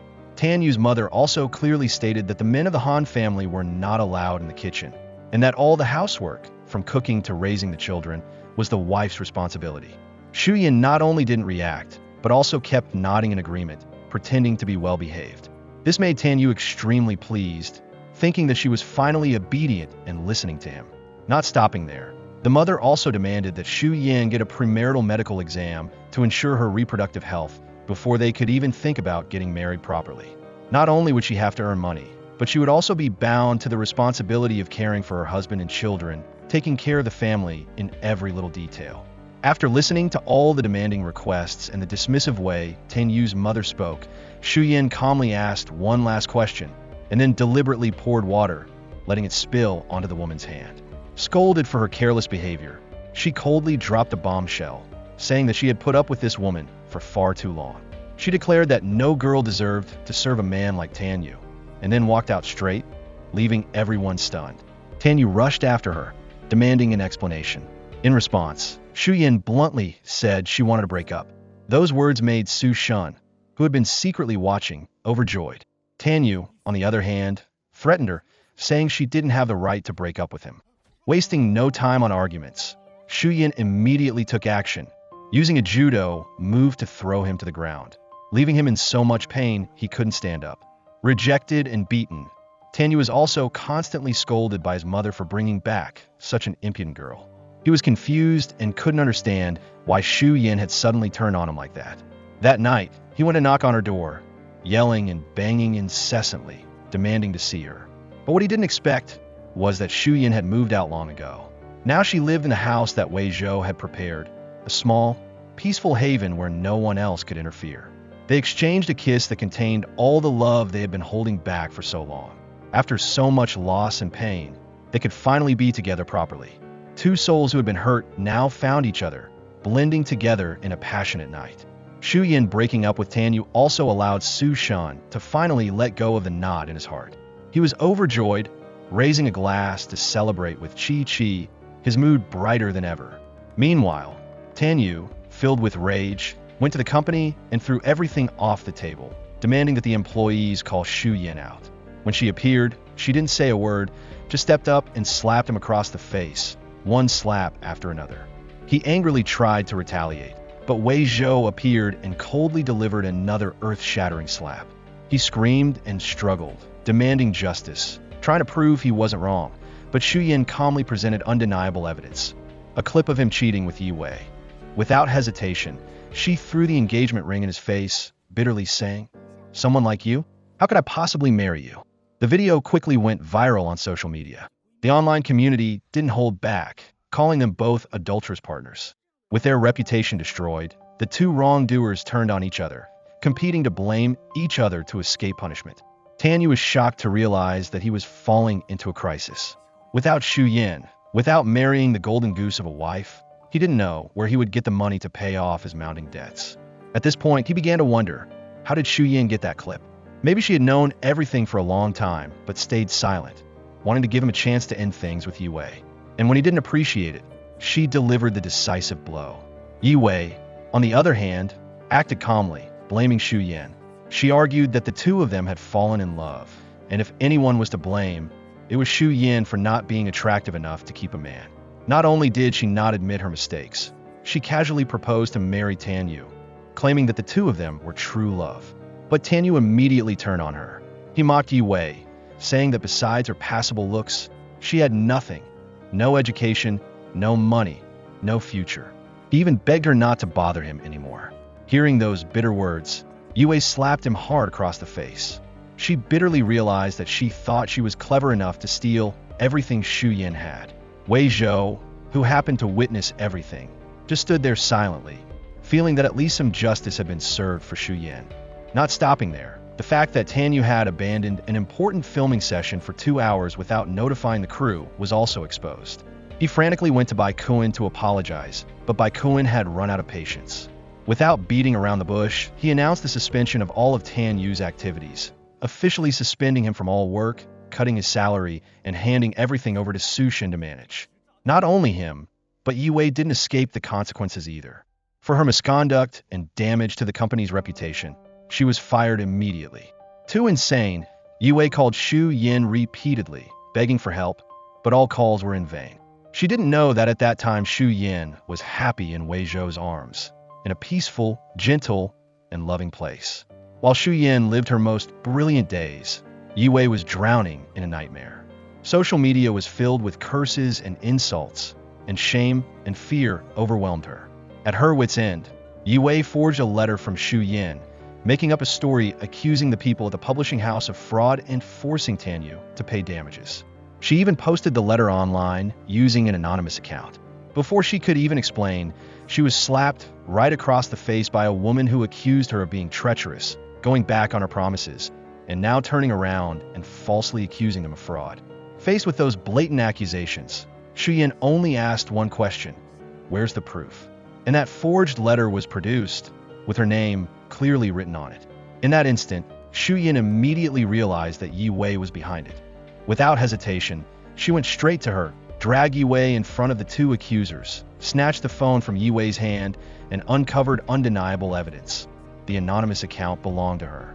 The truth was exposed, and the two people from the publishing house realized that Yue had been Tanu's close assistant all along, and it was all a plan to shift blame and shirk responsibility in a cowardly way. With the truth revealed, the woman and the representative from the publishing house bowed their heads and apologized to Shu Yin for misunderstanding. While Yue was pushed into the center of the hate, constantly cursed and criticized, and could only kneel down and cry, begging Shu Yin for forgiveness. She justified herself by saying that she was emotionally unstable because she was pregnant. The news of the pregnancy was the last straw for Tanu. In a drunken stupor, he laughed at himself, talking like a crazy person, saying that now everything was lost. And the bad luck hadn't stopped when two masked gangsters suddenly appeared and dragged him into a terrifying threat. He fearfully screamed and begged for his life, unaware that behind it all, the one pulling the strings was Lin Yuan, Wei Zhou's man. Receiving news from his people, Wei Zhou told Shu Yin about Tanu's tragic situation. He had borrowed a lot of high-interest loans outside, with debts piling up to the point where he couldn't pay them off. Even worse, his parents had also borrowed money everywhere to buy a house, which was like pushing the whole family into the abyss. Wei Zhou predicted that the next step was very likely that Tanu would marry Yue, the pregnant girl, to find a way to save himself. Hearing this, Shu Yin calmly said, "Actually, I didn't say it before, but Tanu is infertile. There's no way Yue could be pregnant with his child." The statement stunned Wei Zhou for a moment, but then he just smiled in relief and replied, "It doesn't matter, as long as you're not hurt." They didn't know what the future held, but at this moment, with their hearts having found a peaceful place, that deep affection and bond was enough to make them both feel happy. Perhaps this was the true justice for the suffering that Shu Yin and Wei Zhou had endured in their previous life. Meanwhile, just as Wei Zhou had predicted, Tanu, now with no way out, had to turn to Yue. With no self-respect left, he used all sorts of sweet words to seduce and flatter her, trying to get her to agree to marry him. He wasn't thinking about love, and he didn't even care if the pregnancy was real or not. The only thing he saw at this moment was an escape from the pit of death. On Yue's side, her heart was still full of shock and resentment. She couldn't believe that Shu Yin, who had always been soft-hearted and tolerant of her, even when she was betrayed and hurt, could change so quickly and drastically. Before, no matter how wrong or excessive she was, Shu Yin was still forgiving, but now she had been completely abandoned. Tanu saw that weakness and immediately played on Yi Wei's competitive nature. Every word he spoke was aimed at making her soften and agree to marry him as the only way he could exploit to continue living. Bai Kuan personally went to see the chairman to report on the internal situation of the company, and he clearly explained that all the recent troubles had stemmed from Tanu and Yi Wei. At the same time, the entire plan and content of the food entertainment show, from the idea to the implementation, every episode was the result of Xu Yan's hard work. In addition, Dolly Company was busy preparing for the public beta test of a new personal media application. Hearing this, the chairman smiled with satisfaction, and his gaze gradually changed when he looked at Xu Yan, from suspicion to recognition. Meanwhile, Ha Tianyu and Yi Wei decided to hold their wedding at the Mountain Top Club, where Xu Yan had been married and had painful experiences in her previous life. But this time she no longer cared, because today was a more important day. The first day, she and Wei Zhou officially started dating. The two lived like ordinary lovers, giving each other caring, understanding, and tolerance. Their love was gentle but full of attachment, like a light healing all the past wounds. In that moment, Xu Yan had obtained her own true justice, genuine happiness after the bitterness of her previous life. On Tanyu's wedding day, Xu Yan also appeared. Her presence caused him a fleeting moment of regret, but in response, she only handed him an envelope and left. The people around them guessed that it was a wedding gift, but no one expected that inside was a civil lawsuit, a painful blow in the middle of what he thought was the best day of his life. Xu Yan didn't forget to thank Yi Wei for going to the trouble of picking up something she didn't need. Before leaving, she also threw away the bag that she had once forced Tanu to buy for her when they were about to get married. Even though Yi Wei was happy to see Xu Yan leave, she had a moment of doubt. Did she perhaps want to break up with Tanu a long time ago? But that thought only flashed through her mind for a moment as she happily entered the wedding hall, dreaming of a new beginning. However, the joy didn't last long. The bride's friends came, intentionally teasing and then mocking that the mother of that jerk Tianyu looked no different from the master of a philanderer. After that harsh mockery, they didn't even bother to stay for another second because they felt that the place already smelled so bad it made them want to throw up. Everything happened so fast that Yi Wei was scared and panicked, hurriedly running away in utter shame, while Xu Yan was radiant because Dolly Company had just been established and had immediately exploded with data, bringing in results that exceeded expectations on the first day. There was a knock on the door. The person was Mengya. With an arrogant look, she barged in and casually introduced herself as Shun Weizhou's fiancée. That statement was like a slap in the face to Xu Yan's trust. She was frozen, stunned to the point where she thought she was the third party interfering in someone else's relationship. Not giving Wei Zhou a chance to explain, she left in pain, and he was furious. He immediately warned Mengya, demanding that she never appear in front of him again, and then rushed to find Xu Yan. But all his efforts were in vain. She didn't answer his calls, and in the end, he had no choice but to go to her house. Meanwhile, Xu Yan sat silently, dazed in a mess of tangled emotions. She couldn't understand what exactly the relationship between her and Wei Zhou was. When she saw him standing in front of the door, his face full of sorrow, as if he were about to cry, she became even more confused. But she had already died once, and she wouldn't allow herself to take even one step further without knowing everything clearly. The two stood leaning against opposite sides of the wall, separated by only a small distance, but their hearts felt thousands of miles apart. At the same time, Ting also fell into an abyss of pain when she received the news that she had late-stage stomach cancer. Bai Kuan could only stay by her side, quietly comforting her and helping her get through every harsh moment, which made Xu Yan even more conflicted. She used to believe that she could change fate, but it turned out that the person bearing the harsh fate was Ting. In Xu Yan's head, everything seemed to collapse. She didn't understand clearly. Ting had already gotten married, so why hadn't these troubles ended? The overlapping thoughts made her dizzy to the point of fainting in Shun Weizhou's arms. After fainting, Xu Yan woke up. Her eyes were still confused when she discovered Wei Zhou lying next to her. She reached out and gently touched his cheek, which made him flinch slightly and wake up. Her first question wasn't about herself, but about Ting. Wei Zhou softly replied that he had contacted leading cancer experts abroad and hoped she could rest assured. He also didn't want the matter with department head Yang to put any more pressure on her. When he saw her burst into tears, he immediately confessed that he and Meng Ye had broken off their engagement a long time ago, that everything had been compensated for, and that there was clearly no relationship between them anymore. But Shu Yin still couldn't completely trust him. She only said coldly that he shouldn't come to see her anymore. With no other option, Wei Zhou had to leave sadly. Afterward, Shu Yin went to visit Hui Ting, comforting her and promising to always be by her side, helping her overcome all difficulties together. But in her heart, she couldn't help but feel remorse, secretly apologizing for thinking that she was the reason Hui Ting had gotten sick. In another scene, Mengya still hadn't given up on her intention to win back Wei Zhou. She proactively arranged to meet Shu Yin, saying directly and arrogantly, "Why are you still clinging to my man when you clearly know he has an engagement?" Shu Yin calmly explained that their meeting in the hospital was just a coincidence, but Mengya didn't accept it. She demanded that Shu Yin leave the Nuo Ran group and absolutely not see Wei Zhou again. Shu Yin couldn't help but wonder, work is work, and feelings are feelings. Why should she have to leave the company? Mengya then claimed that she was only after money and offered her 80 million to leave Wei Zhou. In response, Shu Yin firmly refused, saying that not everything could be solved with money. She insisted that she would not leave Nuo Ran, and if Wei Zhou truly belonged to Mengya, she wouldn't compete for him. With that, she left, holding her head high and without the slightest hesitation. Seeing the relationship between her brother and Shu Yin getting increasingly complicated, Chi-Chi proactively went to Shu Yin to confide in her. She made it clear that Wei Zhou had never liked Mengya and that the marriage was arranged by their grandfather. Mengya always considered herself the rightful wife and reacted wildly whenever someone approached Wei Zhou. Chi-Chi also revealed a secret. She wasn't Wei Zhou's biological sister, but rather the child her mother had with his father, a patched-up relationship that had deeply hurt Wei Zhou in the past. And because of that, he would absolutely not betray the person he loved. Chi-Chi hoped Shu Yin would give him a chance. Shu Yin just quietly pondered without saying anything. She knew that Wei Zhou was standing outside the door at that moment.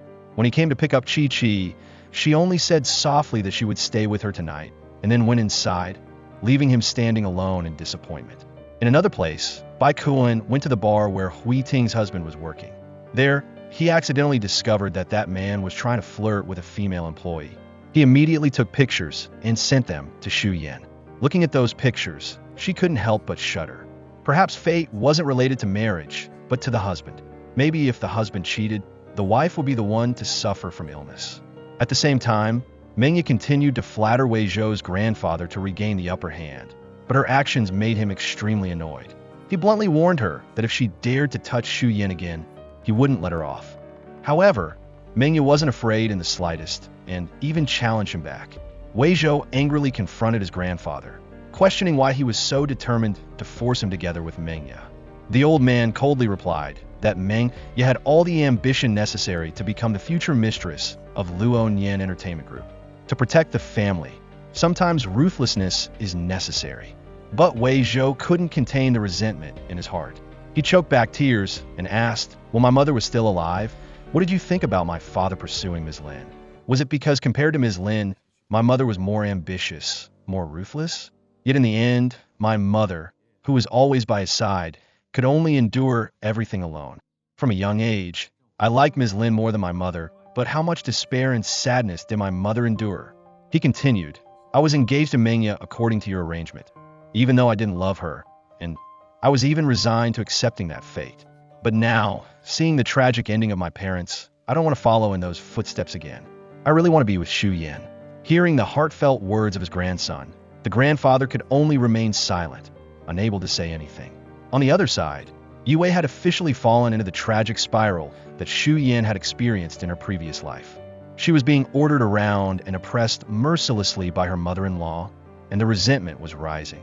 The doorbell suddenly rang, and a strange letter was delivered. Opening it, Yue was horrified to discover the truth. Wei Zhou was the grandson of the chairman of Luo Nian Entertainment Group, and Shu Yin was currently dating him. Her heart surged with extreme jealousy. She finally understood that Shu Yin had skillfully pushed Tanu to her, while she herself had found someone richer and more powerful. When Tanu came home and saw the photos and documents about Wei Zhou's background, he also flew into a rage, resentful that he had been kicked aside by Shu Yin and that she was now enjoying a life of wealth and honor. The scheming couple had now fallen into a desperate situation with no way out. In a moment of despair, Yi Wei hatched a dark plan. She wanted Shu Yin to compensate her 100 million for the suffering she had endured. As for Shu Yin, nightmares continued to torment her mind. She dreamed that Hui Ting would have to endure a tragic fate in her place. A cheating husband, illness tormenting her, and death and pain. She woke up in terror in the middle of the night, her heart filled with extreme confusion. At that moment, she received a message from her mother, asking to meet. The mother told many stories about the past, crying and apologizing for abandoning her all those years ago. She said that there was a time when she wanted to go look for her daughter, but her father had stopped her. After her father and grandfather passed away, she truly felt the loneliness and pitied her little daughter who was all alone, so she decided to go see her. Even though Shu Yan was sad, she couldn't help but ask why her mother had been so cruel as to abandon her back then. The mother quickly took all the blame and expressed her desire to make amends, hoping to be forgiven. In response, Shu Yan only said that she wanted to be with her mother. Seeing her soften, the mother quickly agreed. However, Shu Yan was well aware that this sudden appearance was certainly orchestrated by Yi Wei. She had revealed to the greedy mother that Shu Yan was now very rich, so the mother had rushed over to pretend to care and feel sorry for her. As expected, when she saw the things that Shu Yan had bought for her, her eyes lit up, and she excitedly praised her for having a rich boyfriend and spending so lavishly. Faced with that blatant joy, Shu Yan coldly said that she and Wei Zhou had broken up. Immediately, the mother changed her attitude, anxiously asking for the reason and urging her to quickly make up, because in her eyes, having a rich man was an opportunity that couldn't be missed. The naked pragmatism of her biological mother made Shu Yan's heart ice cold.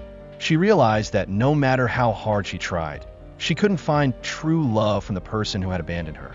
She said that she had only met her mother today to try to fulfill her filial duty, but now she had tried enough, and from now on, there was no need to meet again.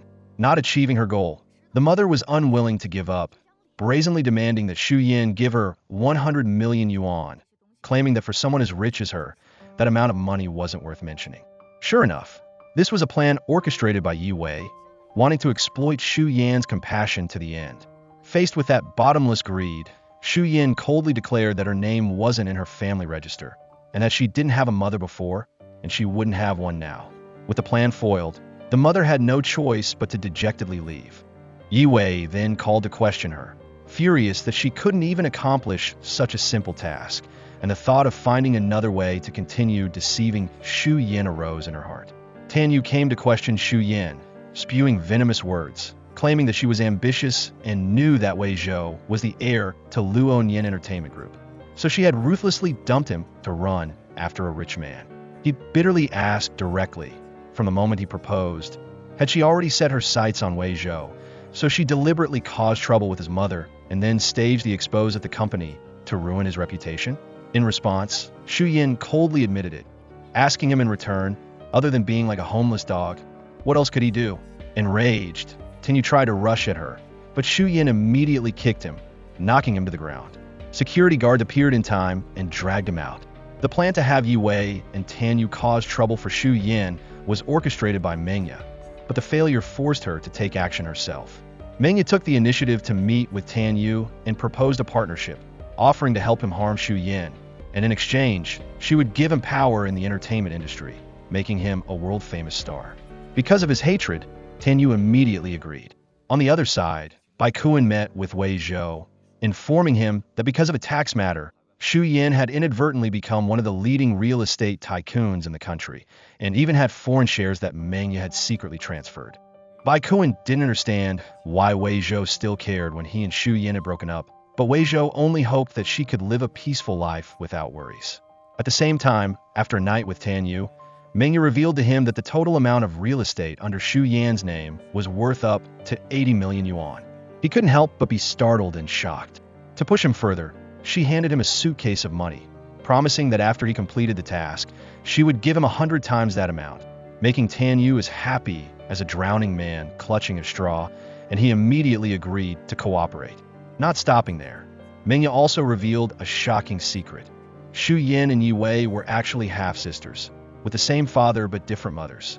Knowing this information, Tanu immediately turned around and questioned Yue, asking her if she had sent Shu Yan's mother to cheat her out of money, but the failure had exposed everything. The fact that Wei Zhou had secretly transferred 80 million yuan in assets to Shu Yan further fueled the jealousy in Yue to its peak. Tanu, at this point, was brewing a plan to kill Shu Yan, because if she died, all of her assets would be transferred to her mother. However, Yue expressed out, because even if Shu Yan's mother inherited the money, they wouldn't get anything. At that moment, Tanu coldly reminded her that Yue had said before that her father was dead, but in reality, he was still alive, which made Yue terrified and speechless. At the same time, Yue's father was being squeezed for debt by gangsters. Not having the money to pay, they threatened to take his kidney to offset the debt. At a critical moment, Yue appeared with a bag of money, asking where the aunt living with him was. After seeing the situation, she gave the aunt 1 million yuan to resolve the immediate problem, and also proposed that if they wanted to live peacefully, they had to listen to her every command. Seeing the money, the two immediately agreed. Meanwhile, Wei Zhou brought the agreement for the transfer of foreign shares of Luo Nian Entertainment Group to Mengya, intending to end all grudges. But Mengya was not willing to give up. She not only wanted the shares, but also aspired to become the true mistress of the group. Being coldly warned by him to stop, Mengya pretended to obediently return the shares, but didn't forget to exclaim confidently, "Very soon, you'll have to come back to me." As soon as Wei Zhou left, Tanu appeared, anxiously asking if Wei Zhou had discovered their plan, but Mengya wasn't afraid at all and just coldly ordered him to kill Shu Yan. In return, she promised to give him all the power and fame he desired, and she would easily clean up the mess and get Wei Zhou. With the plot set, Tanu immediately prepared to act. At the same time, Wei Zhou also sensed unease. He immediately called Bai Kuan to investigate and learned that Shu Yan's mother had secretly hired an unlicensed sand truck, plotting to cause an accident to kill her daughter in order to seize all her assets. As soon as he got the location of the truck, Wei Zhou sped to the scene.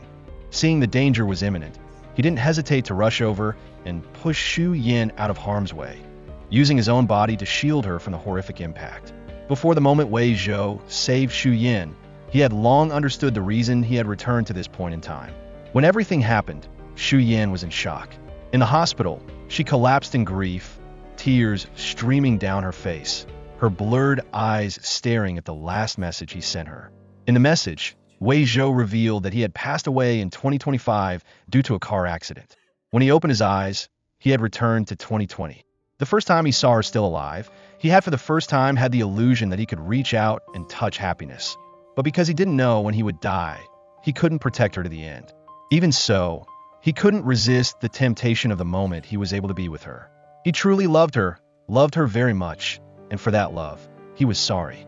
If he had known the moment of separation would come so quickly, perhaps he wouldn't have taken her hand in the first place. Shu Yan, don't blame yourself. This is just something that had to happen. At the same time, Yi Chong, Yue's father, also confessed that he had stabbed the wrong person. The bad news quickly reached Mengya. Knowing that the person who had been stabbed was Wei Zhou and not Shu Yan, she went crazy and immediately ordered her people to capture the driver at all costs. At the same time, Mengya coldly told Tanu to take his wife and leave, temporarily going into hiding until she gave the order. On the other side, Yue also lost control, angrily blaming her father for running away with her aunt, leaving her alone to face everything. Tanu hurriedly reassured her that Mengya was on their side and would definitely clean up the mess properly. The grandfather and Chi then rushed to the hospital. Meanwhile, Shu Yan accidentally saw Bai Kuan looking for someone. Sensing unease, she quietly followed him and overheard shocking news. The person who caused the accident was Yi Chong, Yue's biological father. Bai Kuan quickly ordered the police to be notified and planned to attack Yue first. Shocked and pained, Shu Yan stepped out, trying to keep her composure. She knew this wasn't an ordinary accident. Without hiding anything, Bai Kuan told her everything. Shu Yan was stunned to learn that Wei Zhou had secretly transferred all his assets to her, because he seemed to have foreseen his death. Bai Kuan said, choking with emotion, he only hoped that you could live happily. Hearing Bai Kuan's words, Shu Yan could only smile bitterly. So he had secretly made all the plans, only hoping she could be happy. But now that she understood everything, all she could do was stand on the outside and watch him struggle between life and death. Emotions surged like 1,000 waves, squeezing her heart. No word could describe this pain. Unable to bear it any longer, Shu Yan called Yi Wei, arranging to meet to demand an explanation. Facing her, Yi Wei calmly denied it and brazenly blamed Shu Yan for causing her to miscarry. The anger in Shu Yan's heart exploded, and she didn't hesitate to expose the truth. Tan Yu was infertile, and there was no way Yi Wei could be pregnant. But Yi Wei stubbornly argued, causing Shu Yan to be unable to hold back from shouting, directly asking why she had been so cruel to her. What wrong had she done to deserve this hatred? Pushed to the wall, Yi Wei pushed her away and, in a moment of madness, blurted out all the truths she had been holding in for years. It turned out that since she was young, Yi Wei had resented Shu Yan because her mother had had an affair and left because of Shu Yan's father. Meanwhile, Shu Yan had always lived carefree and innocently, unaware of anything. The jealousy and resentment accumulated over the years had made Yi Wei determined to steal everything Shu Yan had. She admitted that from the very beginning, she had approached Shu Yan only to ruin her life, never truly considering her a friend. Every time she saw Shu Yan, she only felt disgusted, feeling it was unfair that she had to suffer misfortune while Shu Yan had everything good. She hated Shu Yan's seemingly innocent appearance and hated all the luck that she had. Hearing all those venomous words, Shu Yan could only cover her face and cry. She said that she had known about this for a long time. When she found out, she even felt lucky that Yi Wei didn't know the truth, because she truly wanted both of them to be happy. Even when facing death, she still secretly blessed Yi Wei, but in return, she only received her suspicious and resentful gaze. Yi Wei didn't believe Shu Yan, continuing to accuse her of abandoning Tan Yu to chase after Wei Zhou because she was greedy for wealth and glory. She screamed and complained, why didn't Shu Yan give Wei Zhou to her? Faced with those malicious words, Shu Yan finally saw everything clearly. She calmly replied that Yi Wei was wrong not only for treating her cruelly, but most of all for dragging Wei Zhou, an innocent person, into this meaningless revenge. Seeing Yi Wei drowning in hatred, Shu Yan coldly thought to herself, from now on, she would let Yi Wei bear all the consequences that she had created with her own hands, because karma you create yourself, sooner or later you have to bear it yourself. On the other side, Ting finally discovered that her unfaithful husband was cheating, but she didn't rush into fight or make a scene. She just quietly turned around and left. Seeing this, Kun hurriedly chased after her, feeling angry for her. He asked why. Knowing the truth, she didn't slap that traitor, but chose to silently leave. Didn't she know that doing so would only make that man despise her even more? But Ting replied that she had always been waiting, hoping that he could come to his senses.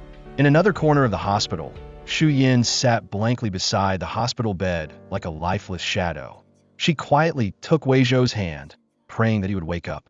Tears fell continuously, and she cried while blaming herself, regretting that she hadn't understood his heart, that she had let misunderstandings separate them. Fortunately, after hours of critical condition, Wei Zhou finally opened his eyes. The first thing he did was call her name. Shu Yan burst into happiness, taking care of him every step of the way, never leaving his side. She clearly felt that his heart was completely devoted to her, and she had never loved anyone so deeply. Wei Zhou was happy to see that she was still here, but he also seriously reminded her to be careful.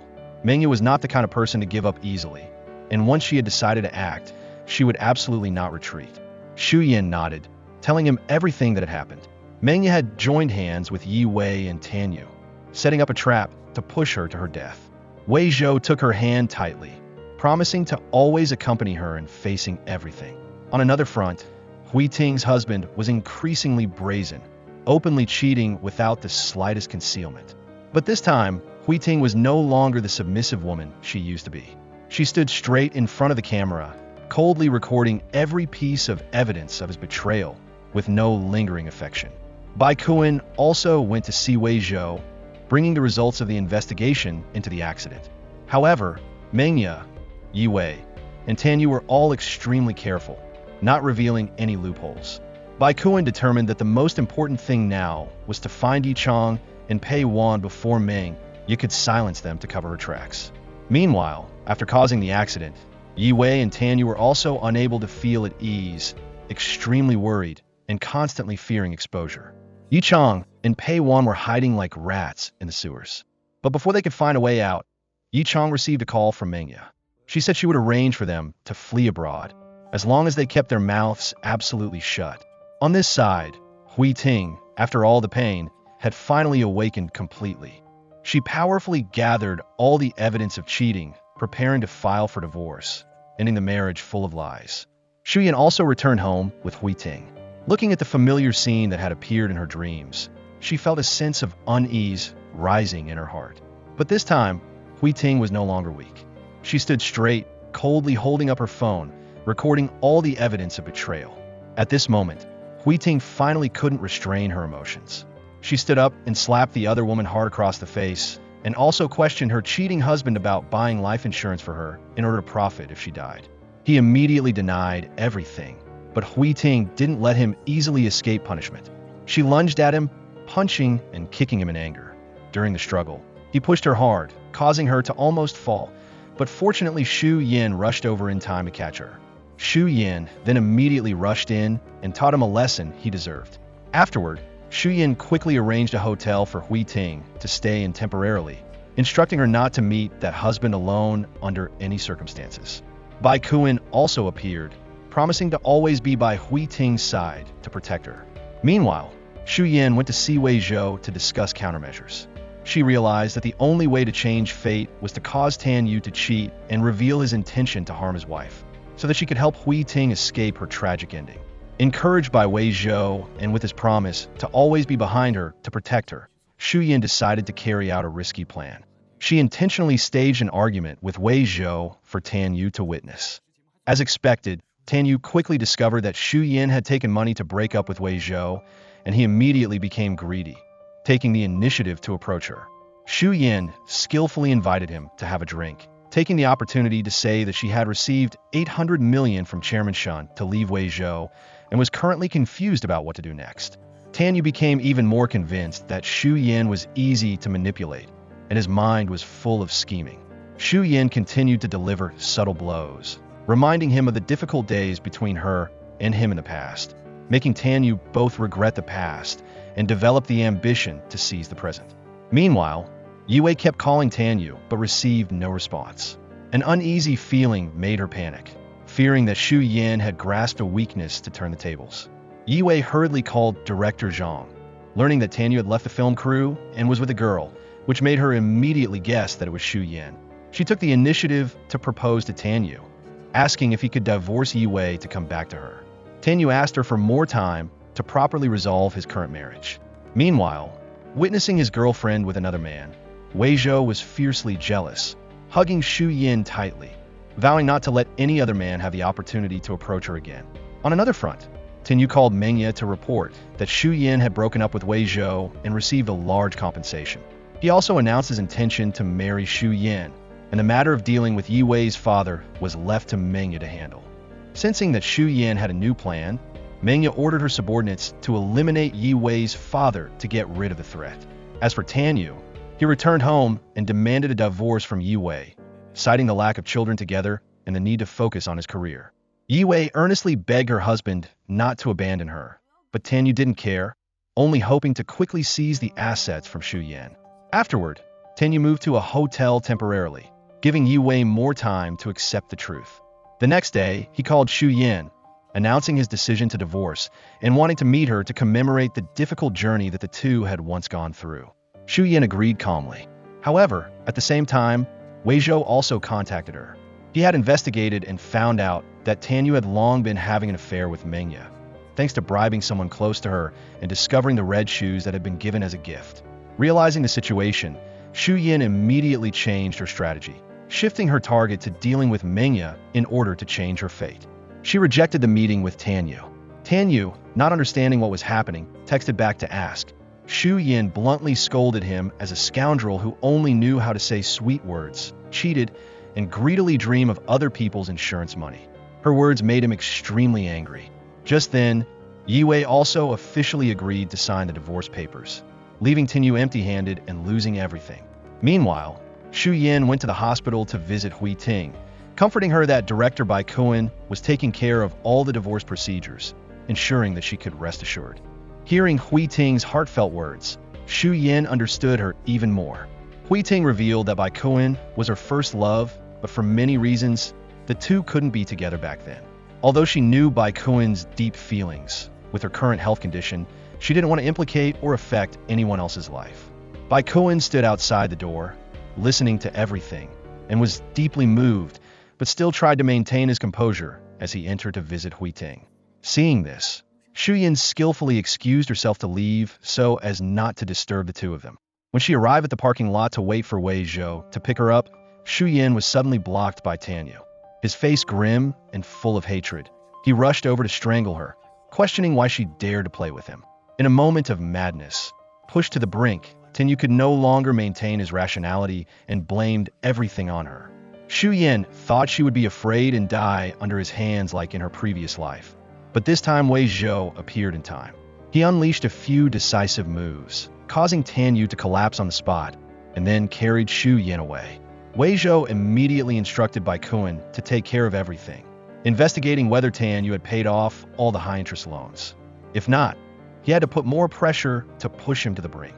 Just after arranging everything, Wei Zhou rushed to find Ting to inquire about Shu Yan's situation. When he entered the hospital room, seeing that she was still trembling with fear, he repeatedly apologized for being late, almost causing her to fall into tragedy. On another front, Yi Wei took the initiative to meet Mengya. She had obtained a recording of Mengya inciting her father to cause the accident to kill someone, so she demanded that Mengya show sincerity. Otherwise, that recording would be released, causing Mengya to be ruined. Pushed to the brink, Mengya then ordered her subordinates to eliminate both Yi Wei and Tanu. At the same time, Tanu was being surrounded by gangsters because of his unpaid debt. Beaten and bruised, he dragged his battered body back home, trying to scrape together some of the remaining assets. He accidentally discovered a savings book hidden in Yi Wei's house, worth up to 2 million yuan. On this side, Wei Zhou arranged to meet Yi Wei.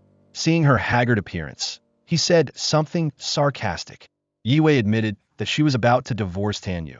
Considering it karma she had to bear, Wei Zhou pretended to hate Shu Yin for wanting to get back together with Tanu, and proposed to cooperate with Yi Wei to drag that despicable couple down and ruin their reputation. If successful, he would hire a lawyer to help Yi Wei win the largest compensation, in exchange for only Shu Yin returning to his side. Knowing that Wei Zhou was rich, Yi Wei immediately tried to seduce him, but he bluntly expressed his contempt for women like her.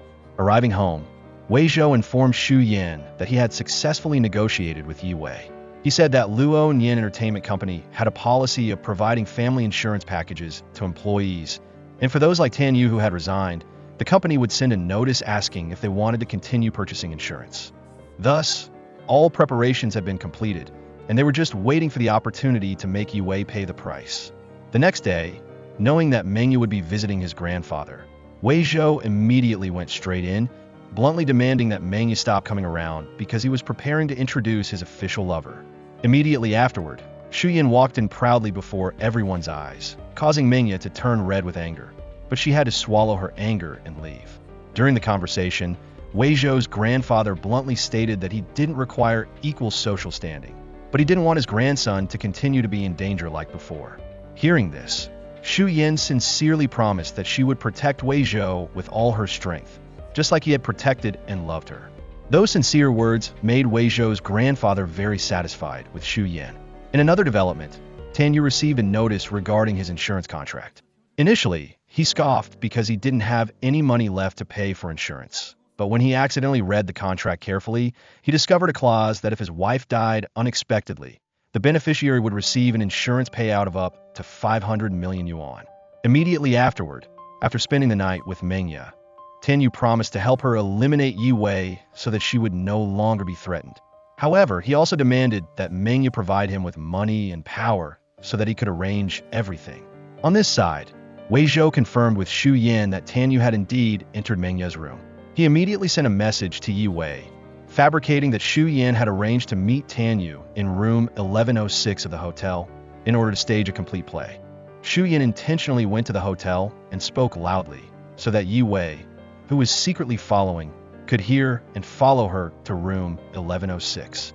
The subordinate guarding the door, who had been bribed by Tanu, secretly opened the door for Yi Wei. Upon entering, Yue personally witnessed Tanu and Mengya being intimate. She was utterly disgusted and immediately threatened to make public the recording of Mengya inciting murder to the police, not giving Yue a chance. Mengya ordered the bodyguards to knock her unconscious. Afterward, Tanu quickly kidnapped Yue and took her to an abandoned house. In the abandoned house, Tanu no longer hid his ambition. He coldly admitted his despicable plot. If Yue, the legal wife, died, he would receive the insurance compensation of up to 500 million yuan. Yue immediately warned him, advising him not to blindly trust Mengya, because once she achieved her goal, she would also eliminate Tanu to silence him. But Tanu laughed maniacally, saying that while Yue was unconscious, Mengya had erased the recording accusing her. Now, he only needed Yue to die as quickly as possible to complete the plan. While talking, Yue secretly bought time, gradually untying herself. When Tanu was careless and not vigilant, she quickly jumped up and hit him hard on the head. Thinking she could run away, she found that the door had been locked from the outside beforehand. With no way out, Yue fell into the hands of the madman again. During a fierce struggle to defend herself, she grabbed a stick and put all her strength into hitting Tanu's vital spot. The fatal blow caused him to die on the spot. Tanu's death completely changed the situation. The wheel of fate began to turn, and Ting also fortunately avoided cancer. Bai Kuan found evidence of Ting's husband cheating, helping her successfully divorce. It seemed like everything had ended, but Xu Yin couldn't be happy. In her heart, there was only sadness for the death of Tanu, a person who had blindly pushed himself to destruction because of greed. She knew she only wanted him to stop harming others, but she never expected things to end so tragically. While attending the wake, Xu Yin had to endure harsh blame. His mother complained that she had betrayed her son, causing Tanu to marry Yue and leading to that tragic end. In another scene, after a long period of training abroad, Su Shen also officially returned home. He had just got into the car when he was startled to see Chi appear. She came to inform him of his upcoming activity schedule. Hearing the tight schedule, Su Shen could only sigh, secretly wishing he could go back to being a chef like before. During the conversation, he curiously asked about Wei Zhou and Xu Yan. Chi said that ever since Wei Zhou saved Xu Yan's life, the two had been inseparable, never leaving each other's side for half a step. Hearing this, Su Shen quietly blessed Xu Yan from the bottom of his heart.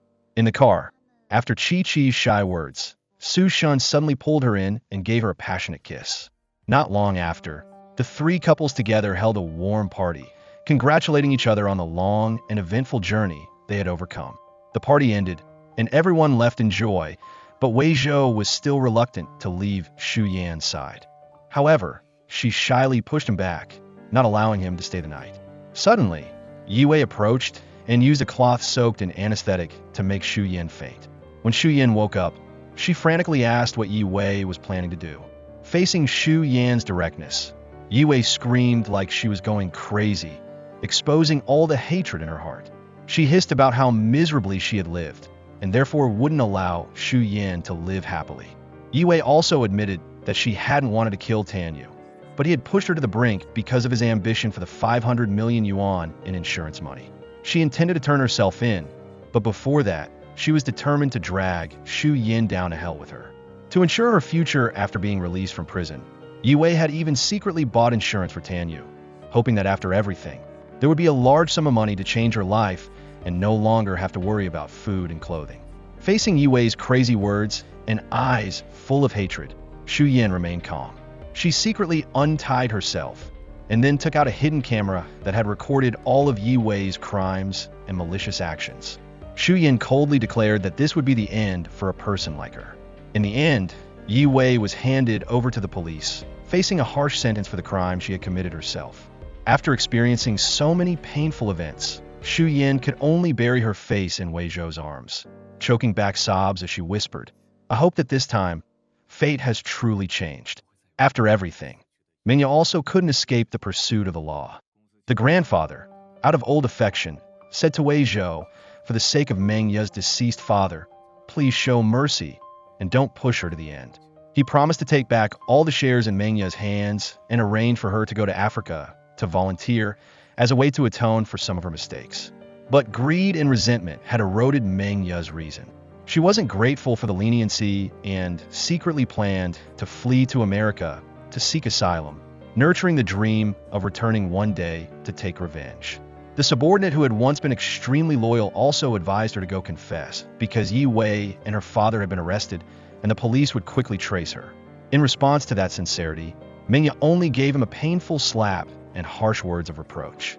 As soon as the sound of police sirens rang out, Mingya panicked and ran away. In a frenzy of madness and fear, she rushed out into the street without paying attention to the traffic and was hit by a car, ending her life in delusion and resentment. Meanwhile, Yi Wei, even though she had to endure imprisonment, still showed no remorse. She screamed maniacally in her cell, vowing to kill Xu Yan to vent her anger. A cruel person to the very end, still not awakened, no different than a devil in human form. Leaving behind the pain, Wei Zhou decided to stand before Xu Yan's grandfather's grave to affirm his sincere love. He choked back tears, promising to care for, love, and protect Xu Yan for the rest of his life, giving her the peaceful life she deserved. In that sacred moment, Wei Zhou knelt down before Xu Yan, proposing to her with all his heart. Looking at the man before her, who had gone through so many trials for her sake, Xu Yan couldn't hold back her tears and nodded in agreement. A fulfilling ending closed the long journey full of tears and loss. Love had finally triumphed over all schemes, hatred, and darkness.